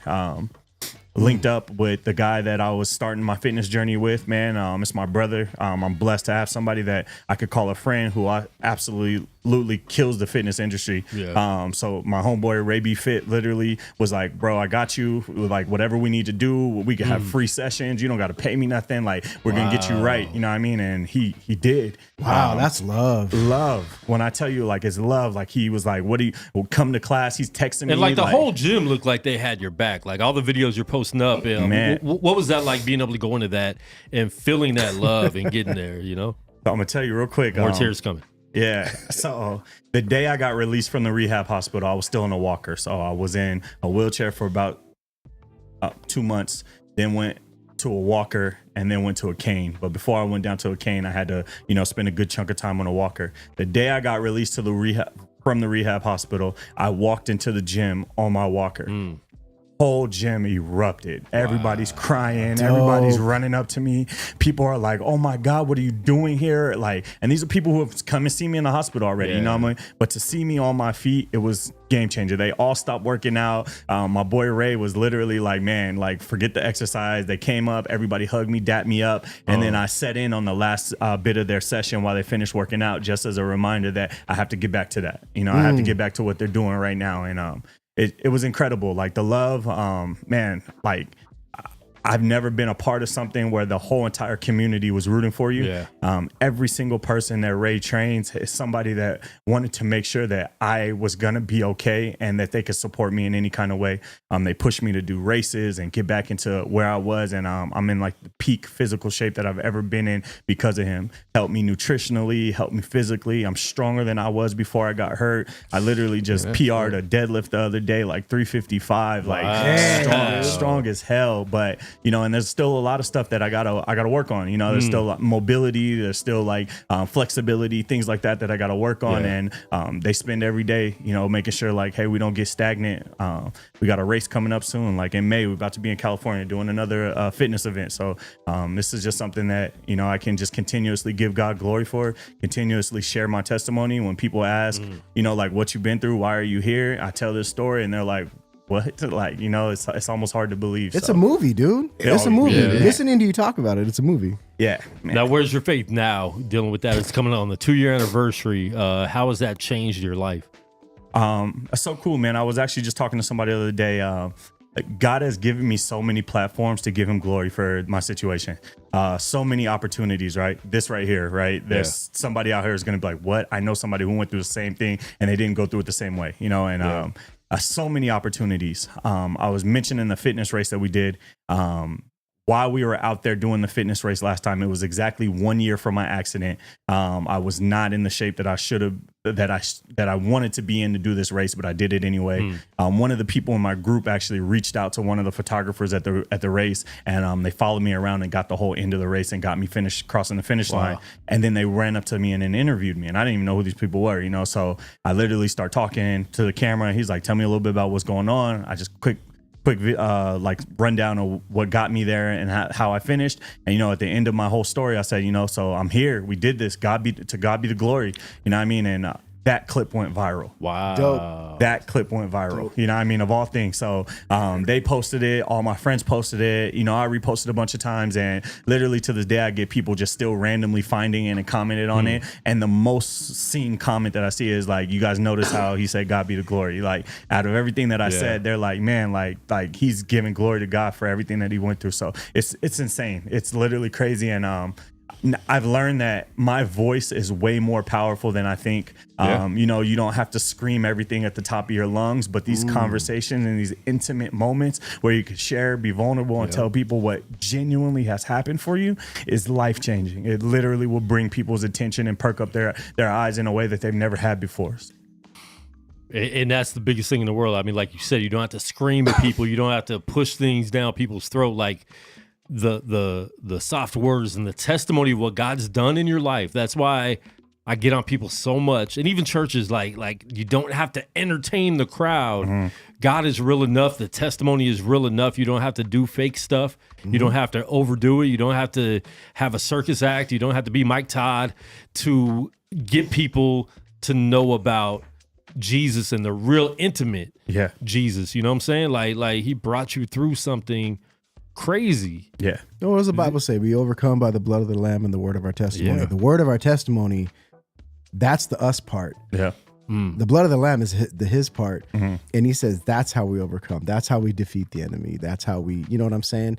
Like, the testimony is, like, I told my wife when I was coming here, I was like, I have to go tonight because I want to hear this testimony. I want to hear this story, like, firsthand. Yeah. Like, it's amazing to me. Yeah. You know what I'm saying? And I love the fact that not a lot of people, like Quan said, not a lot of people would have the drive. Some people would just have that defeatist mentality, like, well, the doctor said I can't walk and I'm in pain and why me? So yeah, I guess I'm just going to collect disability and that's it. Especially in the world we live in today. It is the why me, generation. For sure. And everyone's just complaining and not, they want an excuse not to do something, right? Yeah. And so you had a perfect excuse to be like, you know what? I can get taken care of the rest of my life. I can just chill and not put that work in. But God says put in work.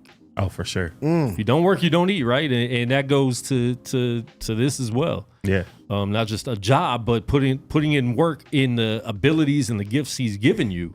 Yeah. To survive. Yeah. To survive. You are a survivor. Yeah. You're an overcomer. It's powerful. Yeah.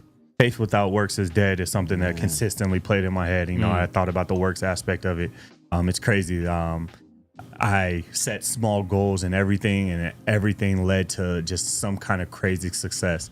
I had my first game back playing basketball in I would say a year, like 1 full year after my accident. I came back and I hooped. And again, I wasn't where I wanted to be. Couldn't jump like I used to. I used to pin stuff off the backboard, you know what I mean? And couldn't do that no more. But it doesn't change the fact that I was like, man, I worked for this and I put in the work. That first game back, man, I'm like, God, this is all yours. Do what you got to do. Oh, big heavy deadlift there.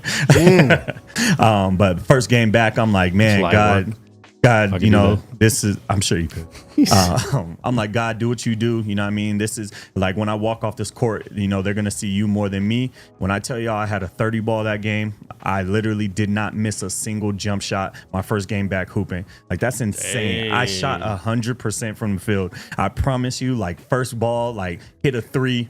Gym went crazy. Everybody's there watching me, supporting me. Everything after that, I took to the cup. I finished everything in the rim. I had one of the most amazing games of basketball I've ever played. And every time somebody was like, bro, how did you do that? I'm like, God, That's all God. Like, I was nice. Don't get me wrong. I'm a hooper. I was nice, but like that game couldn't have been me. You don't come and you probably back. weren't passing the ball because you know what Emilio says. That, Kobe. No, he was doing that thing.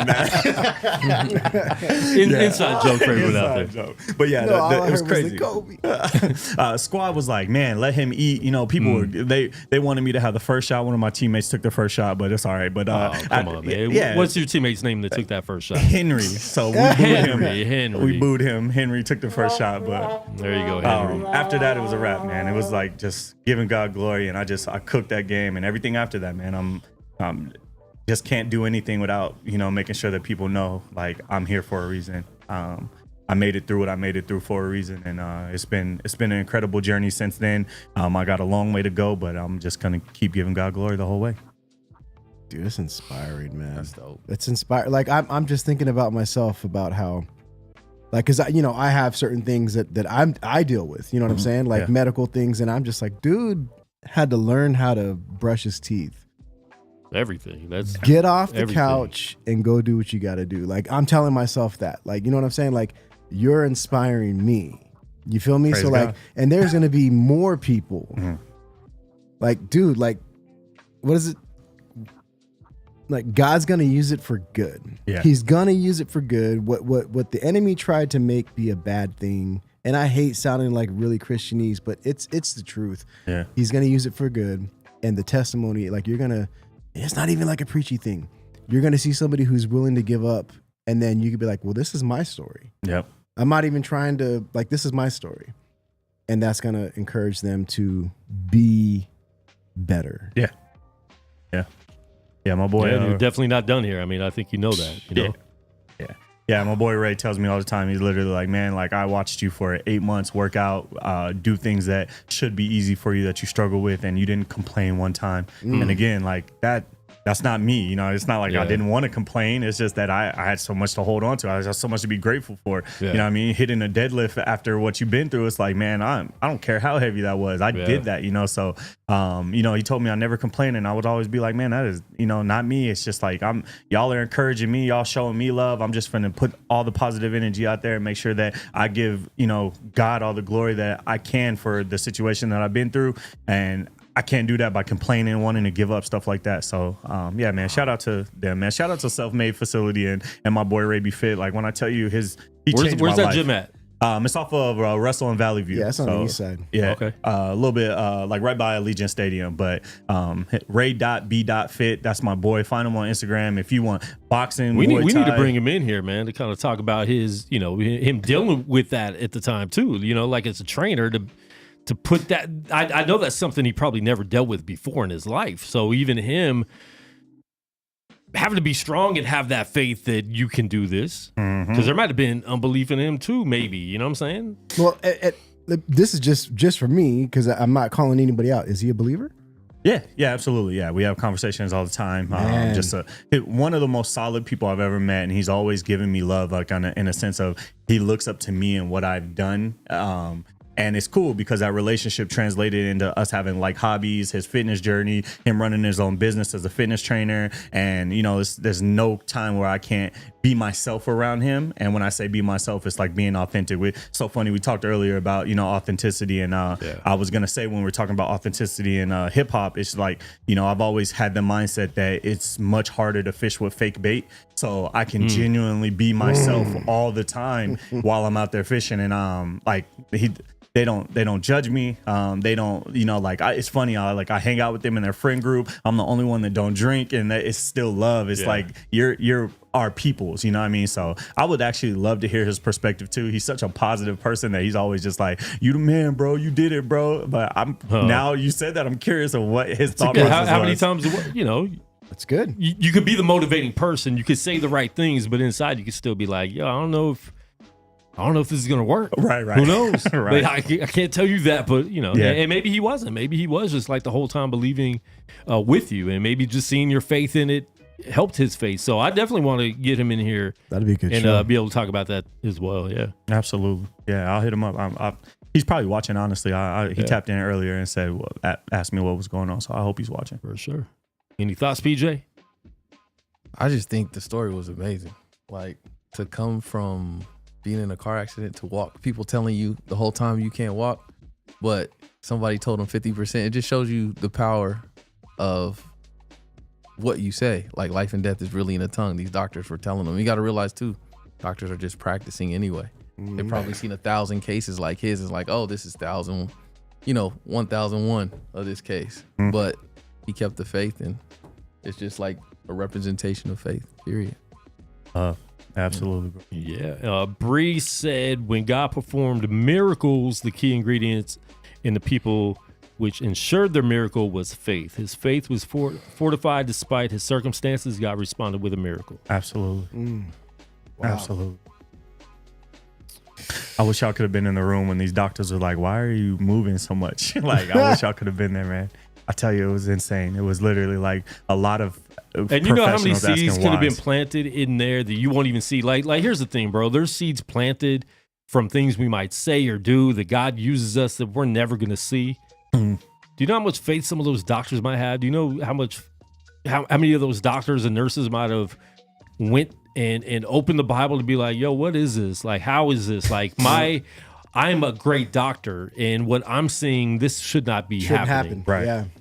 Wow. Yeah. Wow.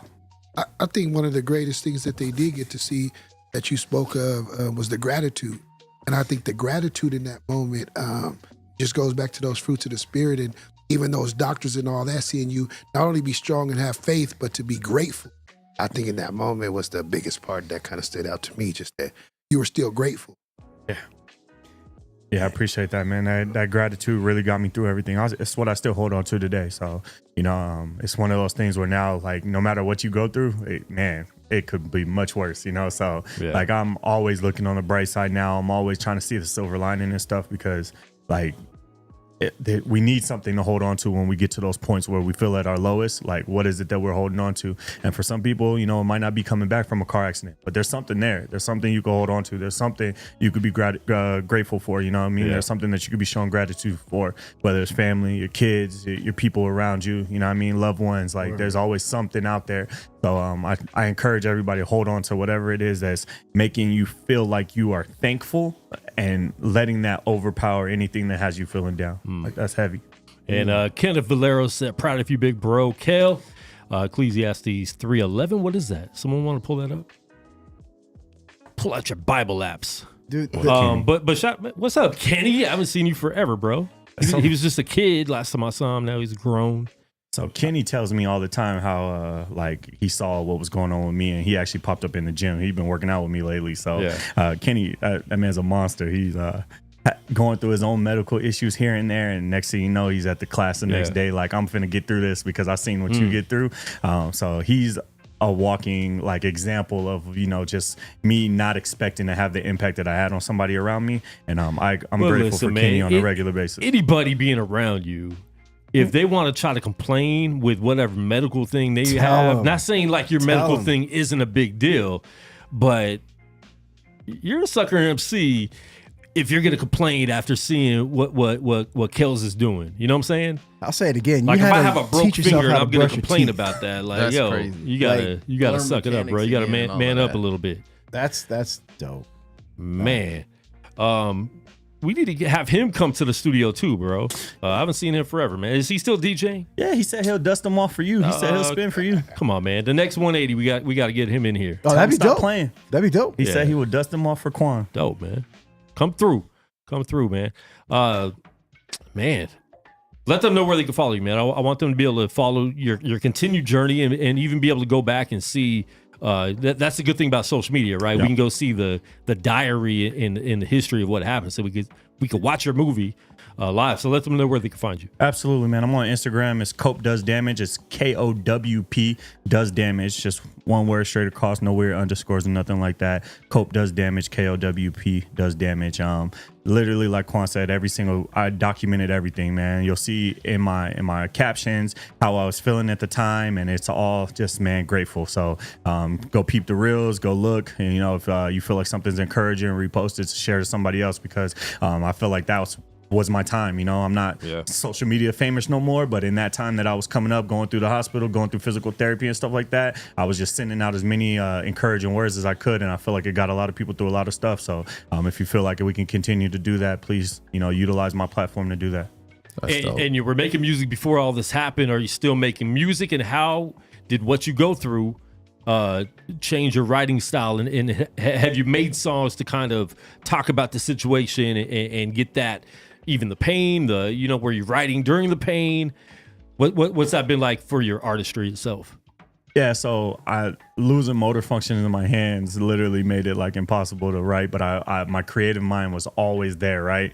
So I got, you know, back to normal, and I still have some issues, you know, like there's some electromagnetic stuff in my left hand, so literally don't have the reaction that I used to. And you always had bad hands anyways. I don't know it. Wow. Wow. The jump shot was fire. Yeah, it was. Yeah, I played on your team before. You feel me? Nah, yeah, we played together. He didn't know I could play though. I didn't. First time he saw me on the court. Did he play like Magic Quadson, or did he? He did. I was literally about to say that. You look at Quan and you think like, how is he gonna play basketball? And he's literally the definition, the epitome of fundamentals. He's gonna dribble, make a quick move, right pass. If you leave him open, shots going down. Look, that 3-point shot. People don't know that 3-point shot. Bro, I've known Quan for over 20 years, and that's the one thing. Like whenever like I've heard people at the studio talk about basketball, this basketball, and Quan would just Quan would say like, no, you don't. He'd be like, you don't want to see me on the court, and they'd be like, oh, da, da, da. And then when Quan would get out there, like people would get humbled. Oh yeah, humbled. Because I'm not gonna lie, I don't play anymore just for the fact like I've seen too many of my friends, adult friends, like tear Achilles and ACLs, and I'm like, you know what? I don't it's think always I want to doing go something through that. little too, huh? It's always like a turn, and you're like, what? Yeah. So now, like, I'll go shoot around, play horse, but I'm like, I'm at the point where it's like basketball is a dangerous sport when you get older. It really is. 100%. I think if you don't keep up with it, like if you sit down too long. I mean, but even that, like my boy Jamal Hill, he UFC light heavyweight champion, tore his Achilles playing basketball. He's an athlete, 32 years old, 33 at the time, and now he's just now getting back to where he's fighting April 13th at UFC 300. Make sure you watch it. Pray for Jamal Hill because he's gonna win, beat Alex Pereira, and get that light heavyweight championship back. Shout out Jamal. All right, Jamal. Shout out Jamal. But man, make sure you follow Kels. And you're running late for your basketball game. Yeah, man. I mean, they're gonna have to, hold off without me. This is just too important, so I'm gonna chop it up with y'all for a little bit and then shake out of here when I can. Slide out quietly.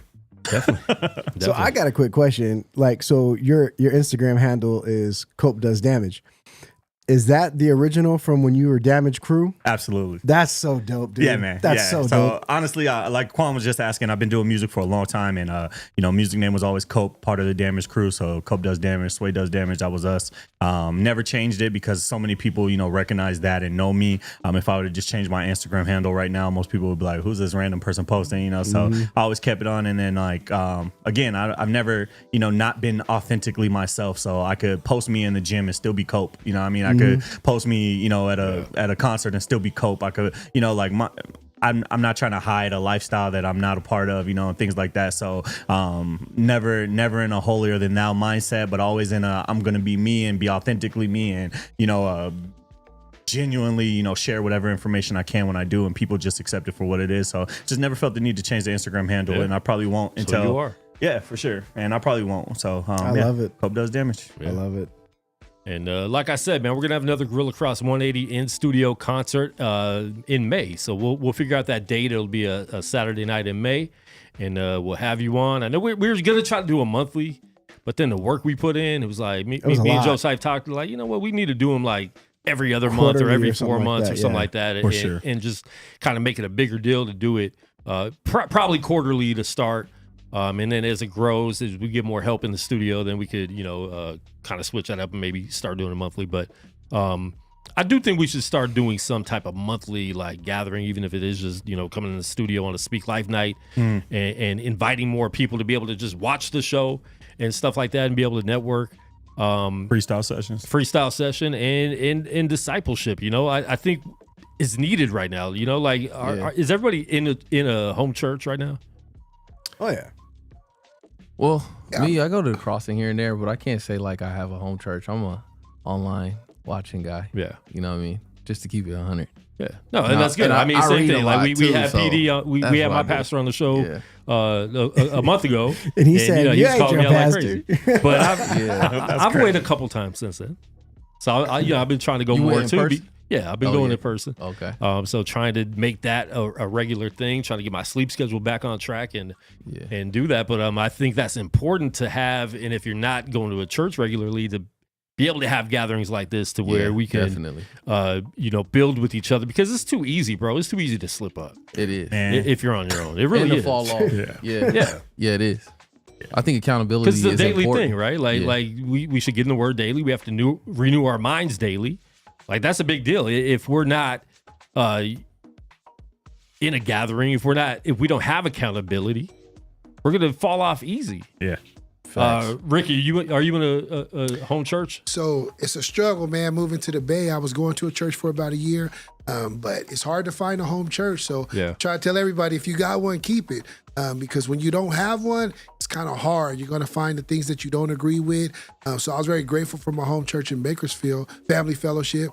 But it's difficult, you know what I mean? So me and PJ talked about the same thing. It's just finding out where God wants you at. It's just a difficult thing when you don't have one. So now, do you have people in the Bay that you knew before you moved out there, or no? Do you not have any type of fellowship out there at all right now? None, strictly from work. So I still go home probably once a month to go to church. Okay. And then I kind of do it online. But I go to churches. I try to at least go to a church and just kind of see where God wants me. But sometimes you go and then you get that feeling. I look at my wife and we're like, this ain't it, you know? So we just still on that you got to keep going until you find the right spot and just, pray about it too, to be honest. Absolutely. Yeah. But yeah, I mean, it'll happen, especially if you desire that. Like God's going to take you to the right place, because he doesn't want us to be in a dry land, like trying to, do this on our own either. Truth. Yeah.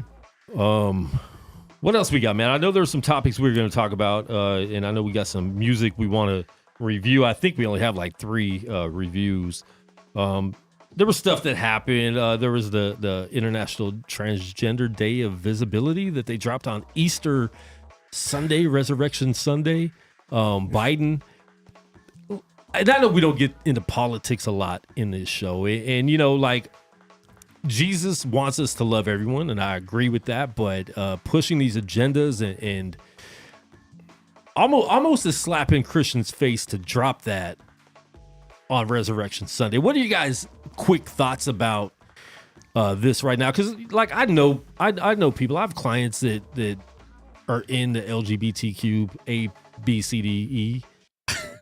You're a fool, bro. Well, I'll say this. I'll and they're cool. Like I'm as long as you're not pushing this agenda so hard, and they're getting mad when we're giving our word, right? It's like people want freedom of speech. Let us, But then when we go back with our with what we believe, there's an issue with it, right? Because I saw some of the comments of Christians in some of the posts about with Biden's speech and everything. And it's just weird to me. Like, we live in a very weird generation. And this is going to be, we'll talk about this more in the future, because I got some people I actually want to bring in for both sides that can kind of not even debate. Like, I don't want to make this a debate show. I think I've told you guys that before with trying to restructure the show a little bit. I don't want it to be a debate show. I want it to be a discussion show where we can discuss things and give our point of view and give what does the Bible say. Like, we're Christians, so we're going to give our Christian point of view, and don't get mad at us for doing that. We're not against that side, but we're also not for that side. So I teach I teach Bible study every Sunday, right? So, and I was talking to the kids, and this is one of the things that I had brought up. I think that the idea that that the recognition of the day was released on Easter. I don't think it was by happenstance. So whatever the heart was behind it, I'll say the same thing that I told them. Whatever the heart was behind it, that doesn't matter. What matters is where your focus is for the day. You know what I'm saying? So because we're in 2024. There's going to be so many different varying ideas and views that are happening that are contrary to what we believe. Yeah.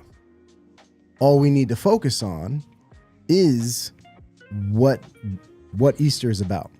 And I use the idea of Mary Magdalene at the tomb. In the book of John, it shows that she didn't even recognize Jesus. She thought he was a gardener. And she was so focused on the job that she was there to do that she didn't recognize Jesus, right? Until he actually said, Mary. And then she recognized that it was Jesus, right? And that's when he said, don't touch me, I haven't ascended, whatever. That is what I feel like we need to focus on, especially with that happening on Easter, is let's not be focused on everything else we're trying to do or what's going on, because we can miss Jesus thinking he's a gardener. Like, and that was on Easter. Like, let's focus on the resurrection, and who cares? Because they're not going to stop us. Anybody who has a different viewpoint is not going to stop me from recognizing Easter as Resurrection Sunday. And that's how I feel. So whether or not it was right or wrong, or do I feel like it was planned, I feel like we're all the Mary Magdalene in that sense, that we were so focused on everything else and doing work that we didn't recognize Jesus. So let's not be that, and let's focus on Jesus and not care about what else is going on. But should we still stand up for what the agenda might have been? Because we're, Easter Sunday is the biggest day for non-believers to go to church. Easter and Christmas, right? Like, we know that. We've known that. So with that being said, and them throwing this wrench in there to get people to talk, how many people were looking at comments or looking at, oh man, let's just stay home today because they're causing all this division. Nah, obviously I feel like that is a 100%, it's an individual thing. And I'm not talking about Christians not going to church. I'm talking about the people that normally don't go, that would go. The Creasters. That a lot of those people do become regular church members because of Easter services, Resurrection Sunday services. So I just think we need to use our voice too. Do we stand up for it? 100%. Always stand for what's right and stand for God. 100%. Do I feel like I need to raise a banner and start a debate about it because I'm standing up for it? I don't feel like God has told me to.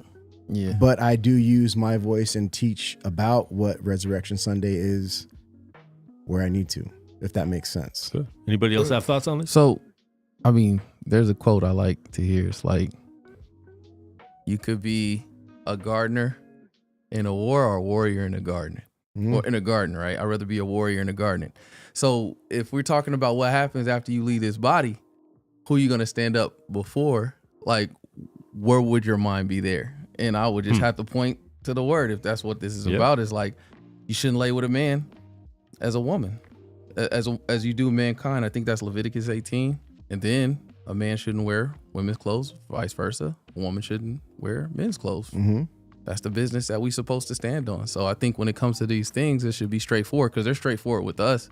Oh, my kids are in school. Yeah. My kids are in school. You know what I'm saying? Oh, it's okay. No, they're just different. No, that's not what God says. So I would be on the side of standing on God's side.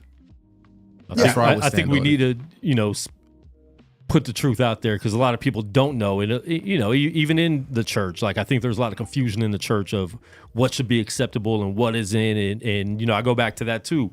What's the Bible saying? And some of this stuff, like, we have to look at, like, we can say you can't have tattoos. You have to look at what it was written for, because a lot of people want to take one verse and throw it out there, but it's like the books, it's a whole story of who it was written to when you're talking about Paul and different things like that. But it still is God's word, so a lot of it is definitely relevant. It's there for a reason.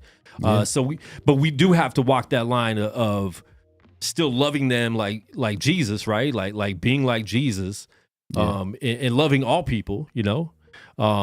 Not trying to point out everyone else's sins when we have to deal with our own, but still standing on the truth and speaking the truth. I see what you're saying. So what I would ask is it loving them if we're condoning what they're doing? Is that loving someone? If you know your brother, if I know you're doing something wrong. Or if we're not even speaking up on and it. I'm not even condoning, man, that's cool. Like, that's cool. Mm-hmm. Like, but I'm loving you to hell. Like, is that cool? Like, I'm not nobody's judge at the end of the day. But what I'm saying is, like, is at loving someone, like without correction. Like I love my son, so if he does something wrong, I'm gonna correct him immediately. Like, hey man, I love you, but this is not how this is done. At least I planted a seed, so maybe later on they'll start to see it. Because I feel like that's I know we all deal with different types of sin, but we all got our own sin, and I know no sin's greater than the other. But I'm saying even if you're in sin, like you gotta call me out on it. And bro, if you're living in sin and we're being like, oh no, you're good, bro. Like we're not good friends. We're not good accountability holders either. Yeah. You know what I'm saying? Like I wouldn't want any of you to do that. Yeah. And I think that's the difference between those type of agendas and what we say, right? Because like we know if we sin, if we go and kill somebody, we can't just be like, oh, it's forgiven, it's okay. Like we know it's a sin. And I think that's the problem. People try to equate the same thing. And just like if you're sleeping with 10 women and this guy's sleeping with 10 guys, it's the same sin, right? But you're not trying to say it's not a sin. And I think that's the issue. Yeah. On that side, they're trying to say nothing's wrong with it. And I think that's kind of the thing. Like there's no accountability. Like I would love for like a gay person to tell me like, oh yeah, I know it's a sin and I'm gonna do it anyways. Instead of trying to conform, what's the Bible say about this stuff? Because you're still giving in to a temptation. Like I was born like this. Okay, I was born wanting to smash every hot woman I see. Do I give into that? Do I just be like, since I was born this way, man, I'm just gonna do it? Just because you're born into something, like we were born into sin. So of course, guess what? We were all born this way. Yeah. There's people who were born in communities where killing was natural. Cool. Like, you know what I'm saying? Yeah. I look at it like this though. So I don't disagree with anything that's being said. At the same time, I ask myself the question of like, what's the end goal in me standing up for, whatever it is that I believe in, like what's the end result? Yeah. So it's because a lot of people are just doing it to be right. Right. And that's the problem. That's why we end up pushing so many more people away than we end up pulling people in. And it's kind of like what you said earlier, Quan. You literally said like, I'm not finna hear what you got to say, some dude over the internet. You know what I mean? Like, you could correct me, you can correct me, but so-and-so over the internet, I'm not going to hear what they got to say. Yeah. And I feel the same way. Now I don't even jump into those conversations and debates because they're not listening to me and they're not going to hear what I have to say based off of my internet typing. So when you have that established relationship with somebody and you've built an individual relationship with somebody, the conversation looks and feels completely different. And in that conversation, there's an end result. There's a goal that you can actually get to.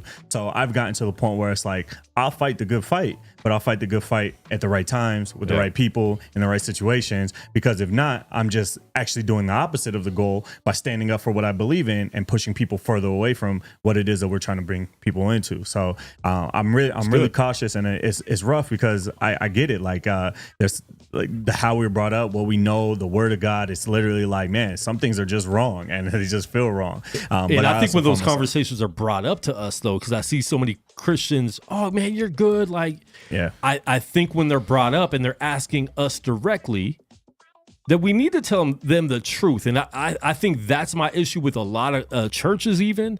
They're not, guess what? It's not my truth, bro. Yeah. It's not my truth. Right. I'm not the one.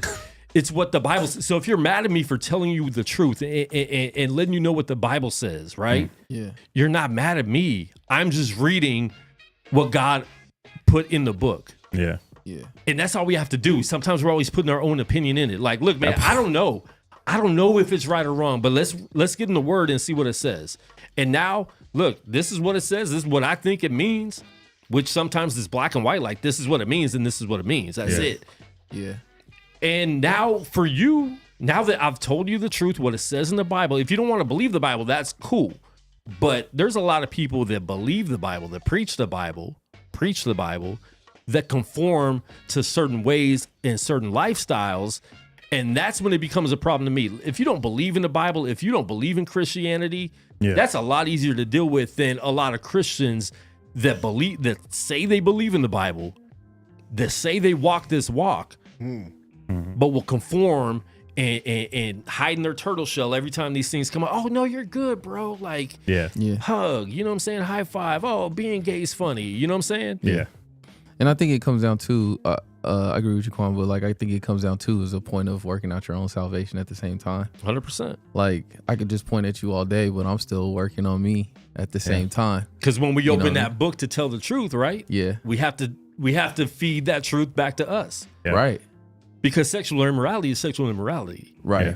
If you want to do that, if a guy wants to do that with a guy, or if I want to do that with multiple women, it's the same plane. It's the same thing. Guys are not looking at that like, oh, yeah, yours is better because she was hot. You know what I'm saying? Like it's not. That doesn't work. Yeah. I wish it was. You know, like we can wish that's how it was. We can go back to the Old Testament and be like, well, he had 20 wives. Like, you know, it's not how I couldn't deal with 20 women anyways. But I mean, Ricky, what do you think about this, bro? So I was, before you spoke, I was thinking exactly what he said. And then when you spoke, it was the same. So I think we're like 100% on point. I think that I was thinking of the scripture of casting the pearls upon pigs when he was saying what he was saying. Like, just can't give it to everybody unless they kind of really want it. Yeah. And then exactly what you say, I think that that's what people have to do is say, let's talk about it, let's get into the word. I think there's not enough of that goes on. And it's like your opinion, my opinion, what my church says, what your church says. But I think that's exactly what I do is giving people like, let's get in the Bible, see what it says. I'll try to help you with my understanding. But ultimately, like what PJ said, it's your walk. Yeah. So you got to take that. That's all we got. We take it. And less debates online, more discussions in person. Absolutely. Man. With people that want the discussion. For not real. us forcing I it on agree. people. exactly. People that want to know. You know what I mean? I think that's the key. The pearls on the swan. I agree with that because first of all, if you tell somebody, hey, that's a sin, like, what's sin anyway? Like, do you believe in the Bible? Yeah. Okay, we can have a conversation. Yeah. Do you not? Nah, I don't even believe. I don't deal with that. Then they'll be casting It's pearls gonna on be hard swine. to explain to you what it actually is if we don't have That's the same dope. the same context of what 1 + 1 is 2. yeah. Right. If you don't know that I can think if I walk up and punch somebody in the face, I don't think that's a sin. And if I legitimately don't think that's a sin, there's no way you can tell me, there's no way you're going to teach me that punching that person in the face is wrong. Yeah. There's Except zero. we are all born to know the difference between right and wrong. Right, but I'm using the analogy. No, exactly. Yeah, we know the common But right laws, and wrong like, isn't always necessarily sin. So right and wrong. Say that again. That was deep. It's facts. Yeah, so I just like what we consider right and wrong, like, are definitely things that we should know from birth and we should be able to tell. But everything Give some examples. Nah, bro, that's kind of You crazy. being right and wrong is not a sin. Well, I don't know. I'm not saying you're not wrong. I just want.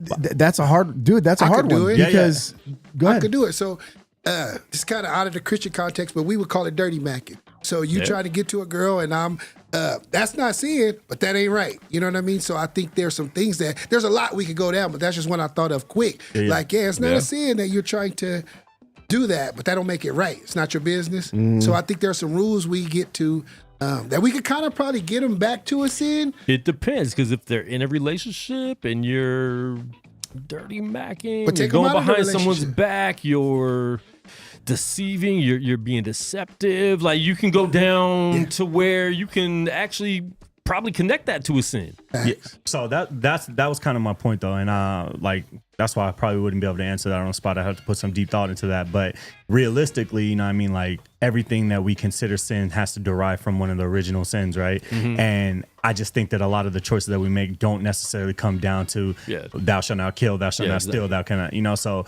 when I say that, I say in like, Stealing okay, someone's girl, dirty macking.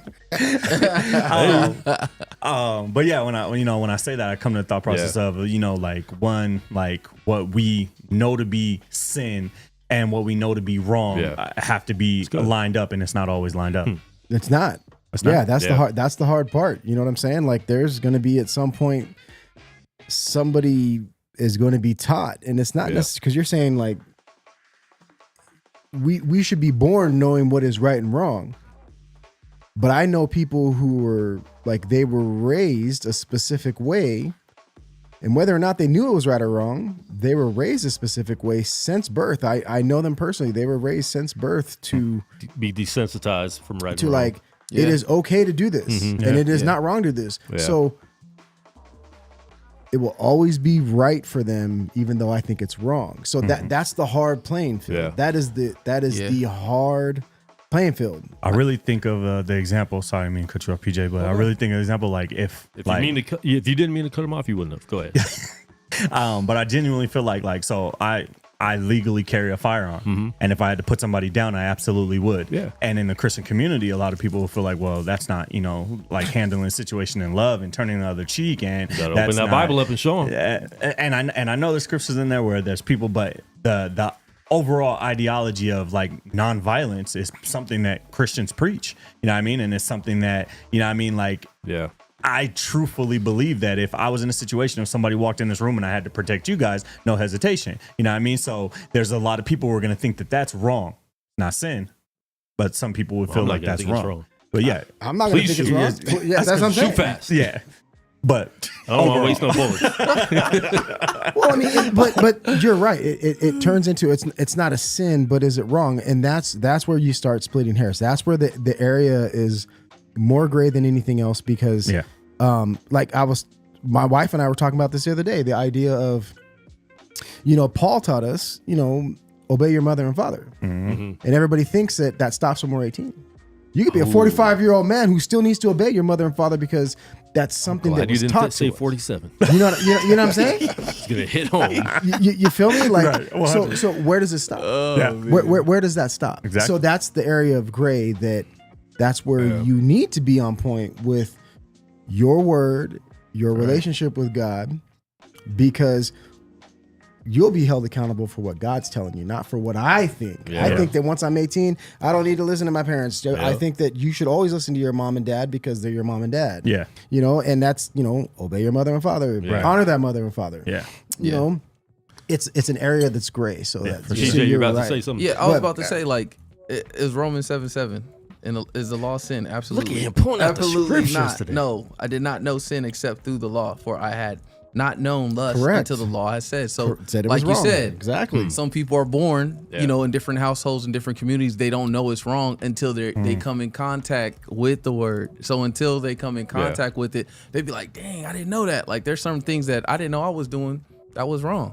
And no, Quan, I'm not going to mention it, but still, I didn't know. But you know what? But that is the beauty of it. That's what I think. So that was the original. Yeah. When I thought the question was, is it our job to stand up and to weigh in on this point? And that's where I misunderstood the question. Yeah.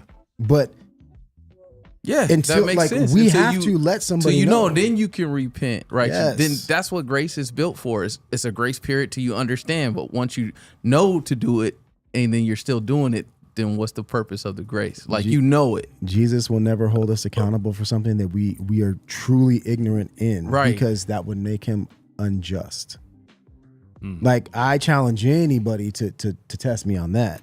Like because he is. What does the word say? That he is just. He's the living word. Yeah. So he can't hold you accountable to something that you don't know. Yeah. So he's gonna let you know so that you now are accountable. Yeah. But I think internally too, when you do something, you'd be like, "Ooh, something don't feel right about that." Like I think everybody has that switch. I feel that's true. Shoot, even before I knew like certain things weren't right, I'd be like, "Dang, what I just did was." Whew. Like the way I just like, pow! I just like, dang, I shouldn't have did that. Like conviction immediately. Well, I mean, we could talk about drugs, right? Like you start off with a puff of a cigarette, like, oh man, like that was bad, that was wrong, and then it becomes normal to start smoking, right? Yeah. Then you're like smoking a pack a day. Then it's weed, like, oh man, I feel bad, like this is wrong, like what am I doing?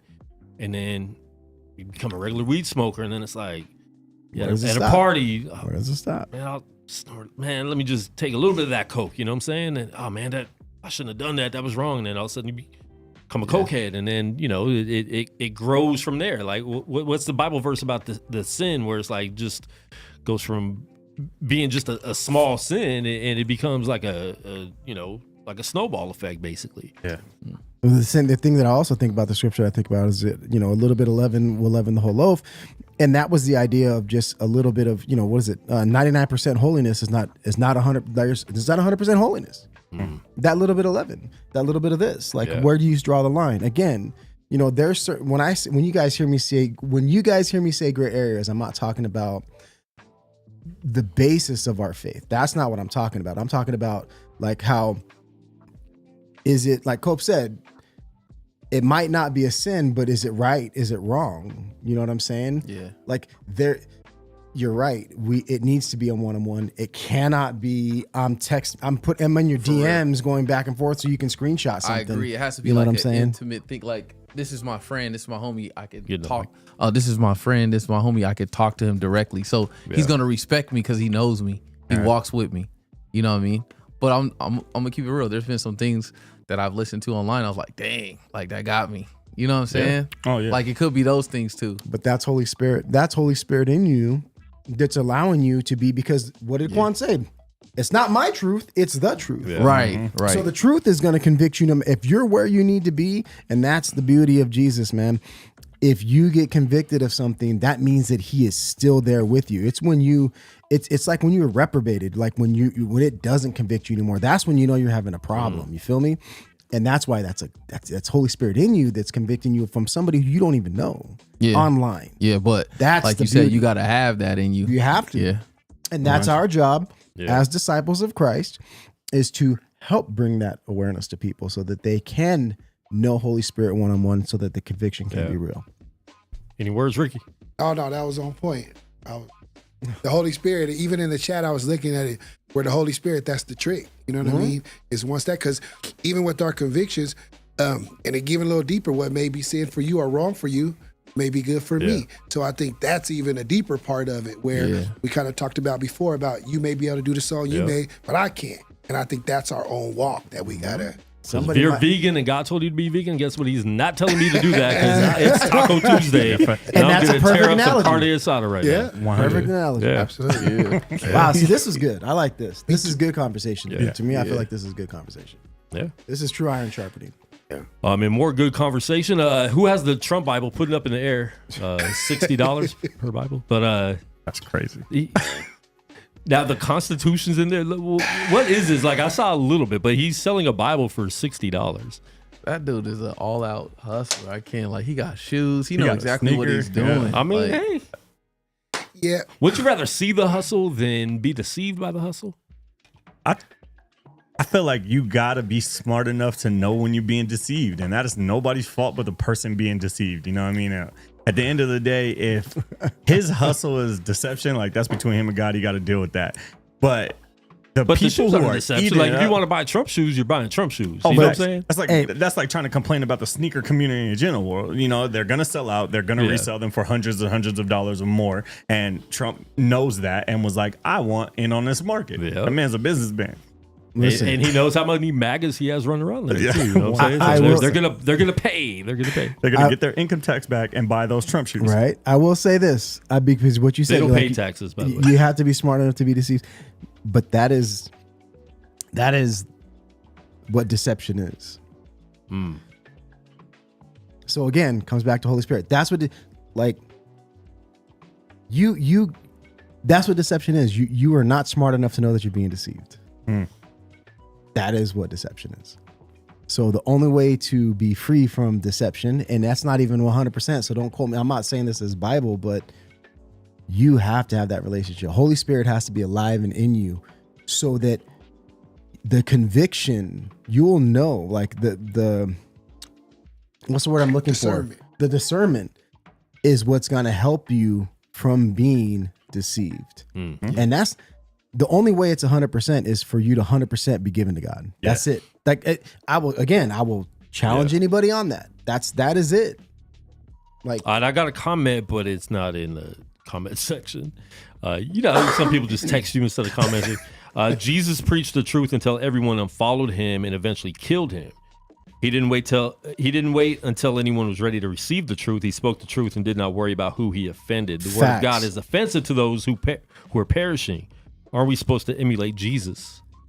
See, that's the hard part. How can you help somebody if a person doesn't know that they are legitimately perishing? Oh man, we're having church, deep. dude. That's deep. Like, if somebody doesn't legitimately know that they're perishing, you cannot tell them, listen, like, you knew you had a broken femur because you started feeling the pain. Before that, you didn't know. So you didn't know. All you knew was, I can't move. You knew nothing. It wasn't until you felt the pain that you felt good, because you're like, okay, I feel something. If a person feels nothing, they don't feel the pain, so they're neither right nor left. They can't. So a person doesn't know like that they're perishing. So I can't say Quan. But if we're speaking the truth to them and the Holy Spirit exists and speaking through us because we're the vessel, aren't they going to eventually know because we are speaking it to them and the Holy Spirit power is going to convict them because it's not us speaking, it's the Spirit speaking through us. My answer to that is always this, and then I'll let you speak. My answer to that is always this. God never comes to me and asks me what he should do for somebody else. So he'll never say, hey, Dodo, how do I make PJ know that this is wrong? He will never do that. Does that make sense? So like I can speak the truth, but it's your job and Holy Spirit's job to reveal it. I can speak it all day long, but until it clicks, I can't make it click for you. Yeah. Or anybody. Yeah.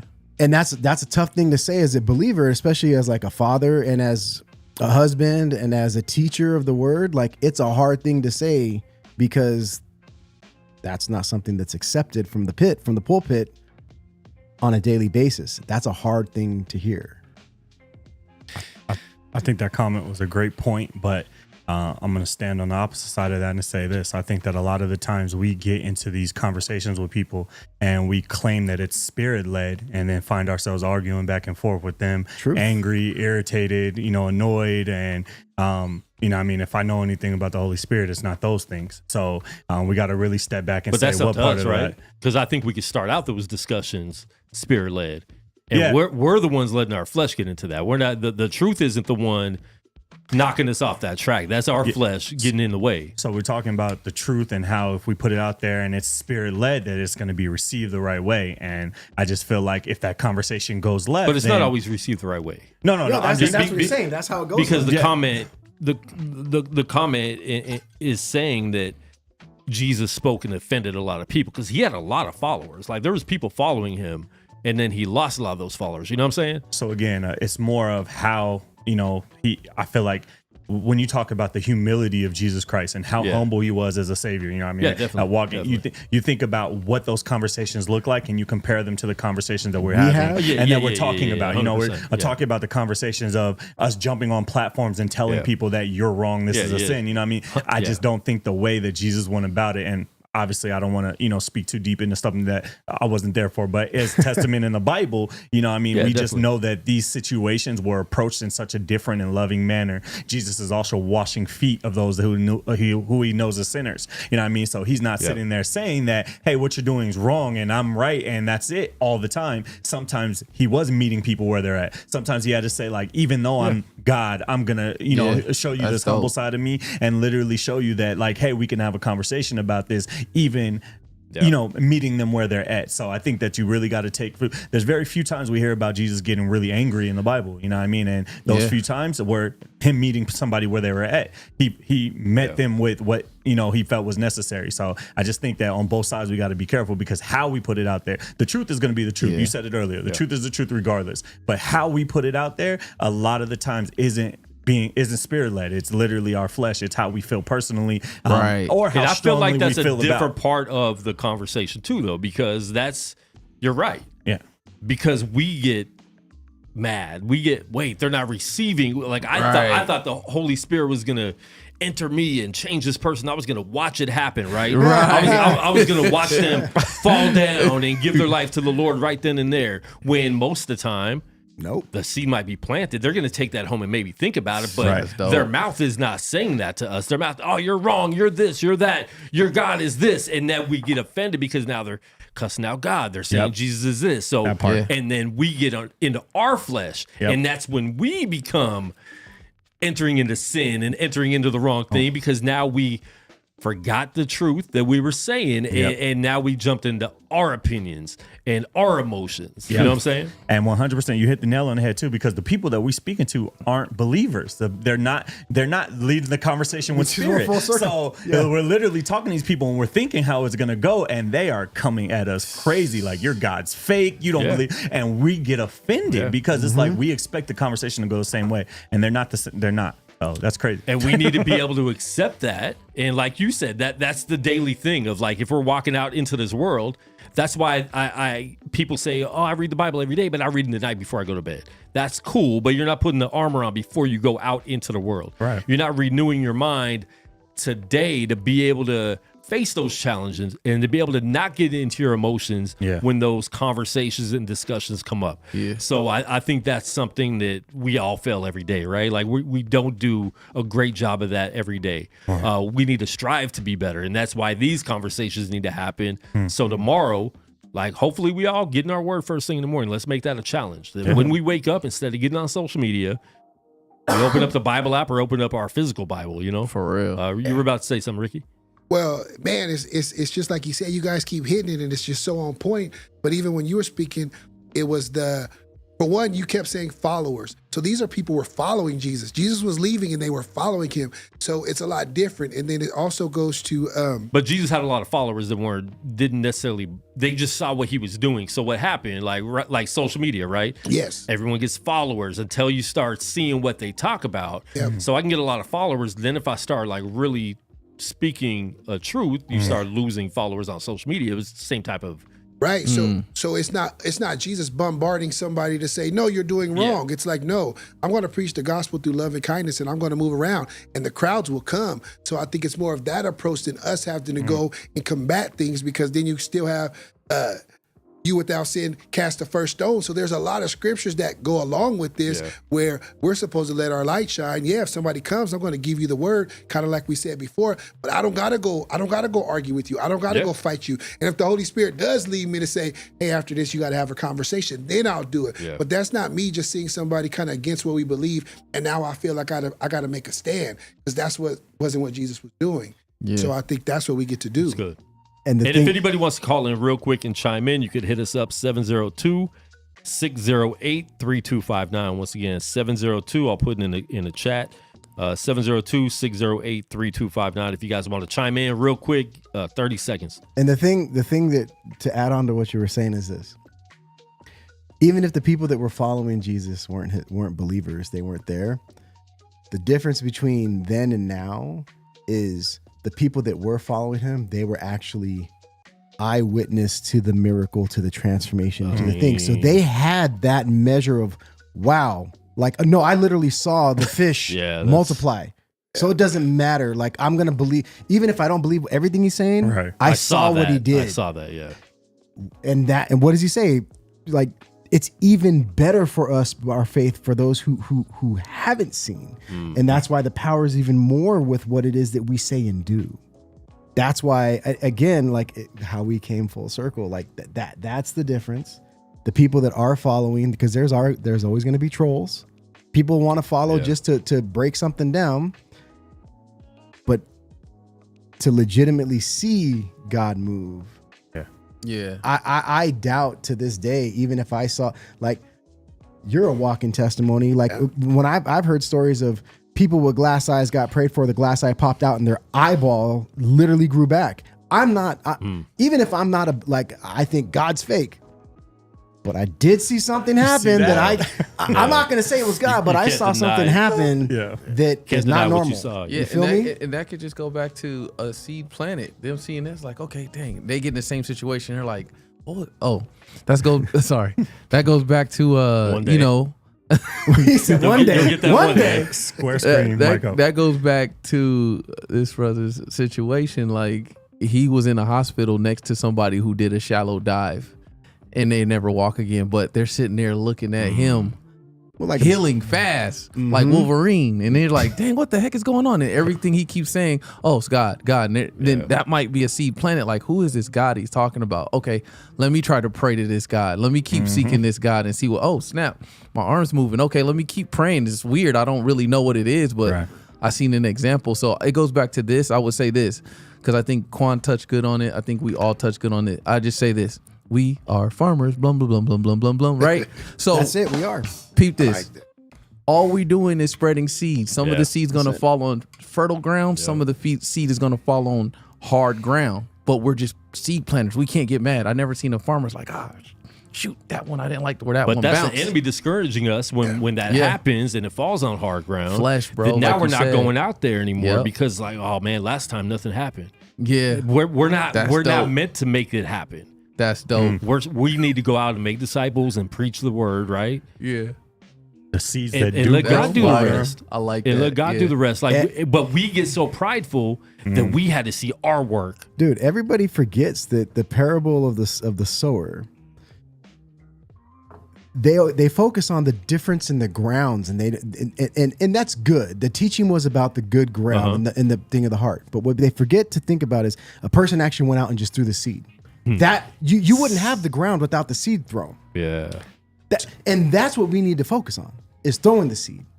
Word.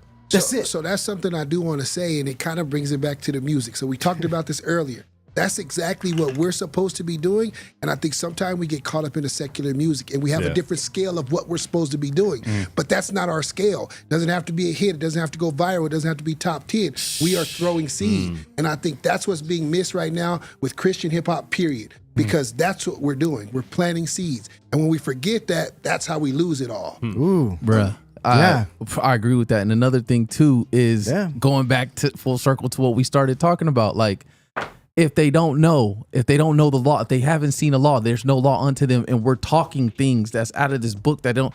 Well, you need the Holy. Well, what's the Holy Spirit? We're speaking Greek to somebody who doesn't know it. I seen what Jesus did is he talked in a way that a child would understand it.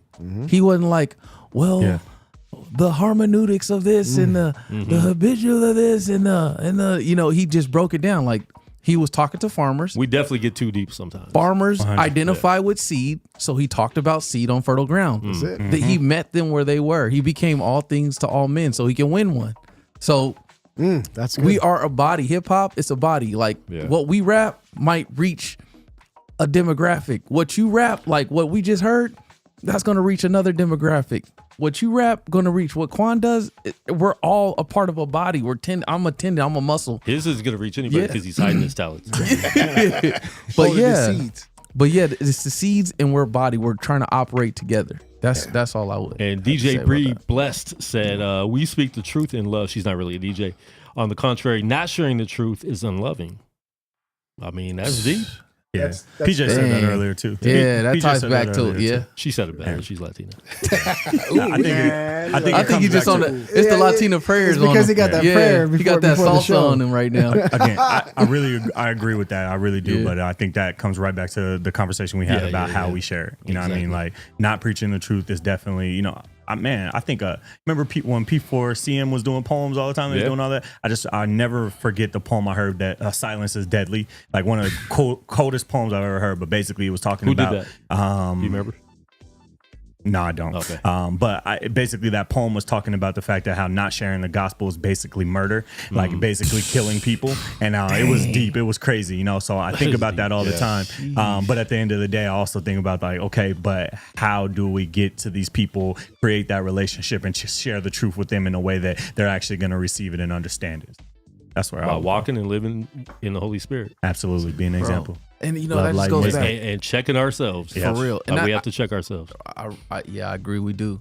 I agree with you because imagine, and I thank God that you're still here. But imagine if nobody ever told you about the gospel and you got in that accident That's that what day, I'm saying, and though. you not here today, bro. You weren't here today. Yeah, and it was literally grace, so I wouldn't be. Imagine all the people that we meet that are going to get in an accident next week. Right. Yeah, we're killing them. If we're not telling them the truth, I'm killing you if I ain't gonna tell you the truth. Whether if it falls on the hard ground or if it's received, I'm killing you if I don't throw the seed at you. Job is just if I'm not dropping, if I'm not farming right. Yeah. So, man, it's deep. It's deep. It's good, man. We could have had a whole show just talking like this without anything else. Yeah. All right, man. Yeah. Well, we're gonna play your guys' video to exit out of the show today. Any last words from anybody? Nah, that was fire. Appreciate y'all. Thanks for having me back, Quan. Can't wait to come chop it up with y'all again, man. Great show, great conversation, man. It's always edifying. So thank you, everybody on the live and in the comments and stuff like that, man. I love the engagement. So, man, it's always a blessing to be here. I appreciate you. I gotta say the same thing. I think God works in mysterious ways. I didn't know I would be here today. So, man, even flying out here, I had no idea I was be on the show. So this was great, man. I do think iron sharpens iron in this experience outside of the meet. For sure. PJ? Man, this was like one of the best shows I've got to be a part of. Like, this was dope. See, you said that last time too, man. So Well, you gotta keep coming back. It keeps getting more powerful, and that's good. The gratitude controls the latitude, and I'm grateful.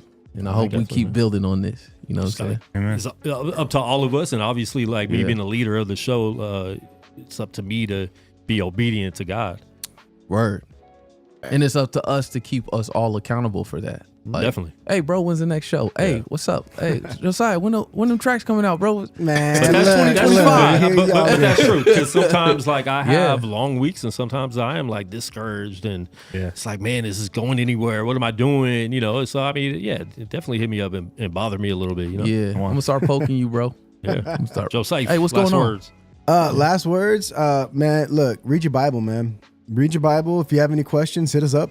Like about anything that we said tonight. Like if there's anything that we said that doesn't make sense, like get a hold of us on social media, and let it be known. Like, hey, you said something. It didn't make sense to me. Explain it to me, and we can legitimately have a conversation. Because like at the end of the day, that's what we're supposed to do. We're supposed to fulfill the Great Commission, go out, make disciples of all the nations, and that's what we're supposed to be doing. Word, Quan. I just wanted to encourage you too, because I remember the last show we had.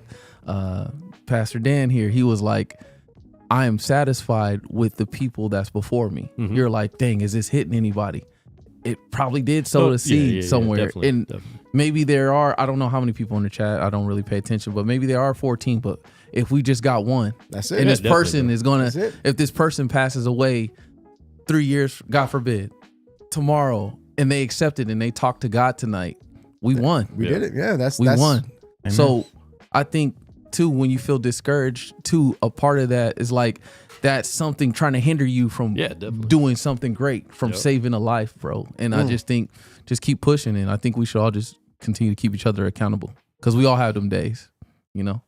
That's a good scripture. Yeah. Definitely. Did anyone look up the verse that Kenny sent that I forgot to Ecclesiastes follow up on? Oh. Yeah, I did.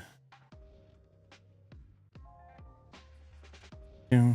It says, he hath made everything beautiful in his time. Also, he has set the world in their heart, so that no man can find out that the work that God marketh from the beginning to the end. He hath made everything beautiful in his time. I think that's what he was really talking about at that time. Like, that's dope. Beauty in the time. Yeah. Yep. We're all works in progress. Look, I love the New Living Translation. That's what I teach out of the New Living Translation. So yeah, I use the New American Standard. Yeah, I Googled it real quick. That's good. I mean, listen, man, Google is right all the time. All right, listen, man, we appreciate we got another verse, Bible verse. And whoever will receive you nor hear your words when you depart from the house of the city, shake off the dust from your feet. Matthew 10:14. That was one of my favorite verses in youth group. Especially being young and not knowing, like, man, how do we do this? It's like, you know, you do what you do. Do it. You don't like. You don't have to win all the time. And I think we live, especially now, in a society where we have to be right. We have to win. There has to be a resolve, right? Yeah. Sometimes there's not. Sometimes it's like, I don't know. There's no winner. There's not always a winner in a discussion, right? Right. Mm-hmm. I mean, we win because we know the truth. Yeah. But we don't have to prove that we won to the people who are speaking the truth too. Yeah, that's dope. So, all right. On that note, you see Jocyph with the Speak Life shirt. Where's my camera at? It's right there. Wow. So we will be selling these soon. So if you guys want Speak Life merch, we're gonna be selling these soon. I got the white hat that's already dirty and the white shirt. So and I think we're gonna do the white with black too. That would be dope. Instead of red. Just the regular, just a black shirt white or a white shirt black. That would be dope. So, but red is our main color. But we're like NBA teams where we have 5 different jerseys, absolutely, for the logos and all that. But if you guys want to support, that's going to be the way you could help support this podcast and live stream. We're going to be more consistent. Maybe even do some shows throughout the week on a weekend or whatever with different people at the round table. So and the Guerrilla Cross 180 hip hop events, we're going to be doing those again soon in May. So be on the lookout for that. Follow us at Guerrilla Cross on all social media. You can follow me at Quan59 on all social media to keep up with everything we're doing at Guerrilla Cross. If you have any suggestions or something you might want to see, We want to do more music reviews. I don't know if we'll just make that a different show because of the way the shows have been going this season so far, on a different day, or we can get together for an hour and do music reviews or 2 hours one Saturday a month or whatever. Like, we'll figure out ways to keep everything going, but we just want to build, we want to build each other up, first of all, to be able to go out there and be better men of God and women of God that have chimed in on the chat, and it will be here in the studio as well. And we'll probably be bringing people on the show that might not be believers, so we can have these discussions with them. And guess what? There might not be a winner or resolve in those discussions, and we just have to be able to move on and keep believing what we believe in without getting discouraged, believing the truth. And one last comment. I love these conversations so much. You guys are all great. Thanks for doing this. And my chat thing doesn't put the emojis up there, so it just says the emoji.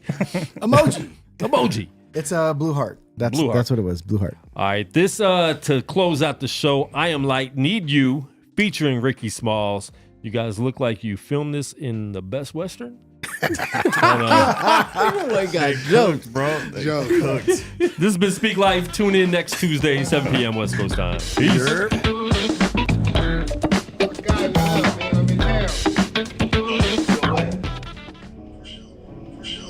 Cool.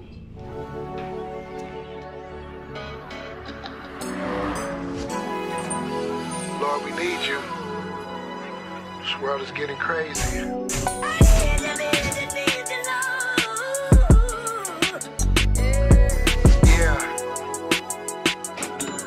Okay.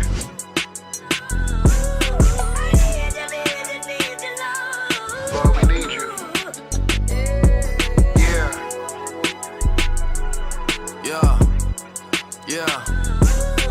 Yahweh in the kitchen. I seen what he was whipping. Slid it on my plate, it tastes so great, I ate the dishes. Our praise are true and living, through his blood we've been forgiven. So when the pressure comes, cause it's gonna come, don't you forget it. We living in a time of compromise, hold your position. Keep what God commands, stick to the script and don't you flip it. Satan out to trick us, seen a lot of suckers, and Satan wanna lick them. He comes in many forms, I keep a sword for any form. It's weatherproof through any storm. If weapons form, I'm gonna stick them. Ain't no lying, I ain't Simba. I spit verses from his verses that break curses, they remember. Earth, wind, fire till September. Crush the body, I'm a member. Keep the faith, now that's resilience. Robert Christ, cause he a real one. Y'all believe him? Never seen him. Don't need eyes to know we need him. Look at the world, we know we need him. Some in chains and call it freedom. Some in chains and they can't see it. Wake them up, Lord, cause they need you. Lord, we need you. Need you. Lord, I said we need you.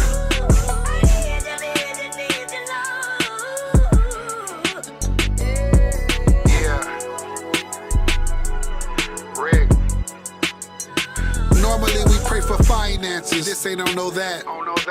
Trying to get this monkey off my back. Addicted to me, see acceptance studying my growth. It's time to fight, but I've been dodging all the smoke. This marathon that got me weary. See, I've been moonwalking. So tired of listening to all these goons talking. Cause I can't call it backsliding. A lot of cold, not seeing diamonds. But I forget that it's all I've been stressing about today, tomorrow, and next year. No guarantees that I'ma see it. See this change, I'm trying to be it. But Jesus is who we needed. See, we can't wait to make a killing just to live. Can't wait to make $1 million just to give. The time is now, this world is 5150. So I'ma keep grinding till the Lord come and get me.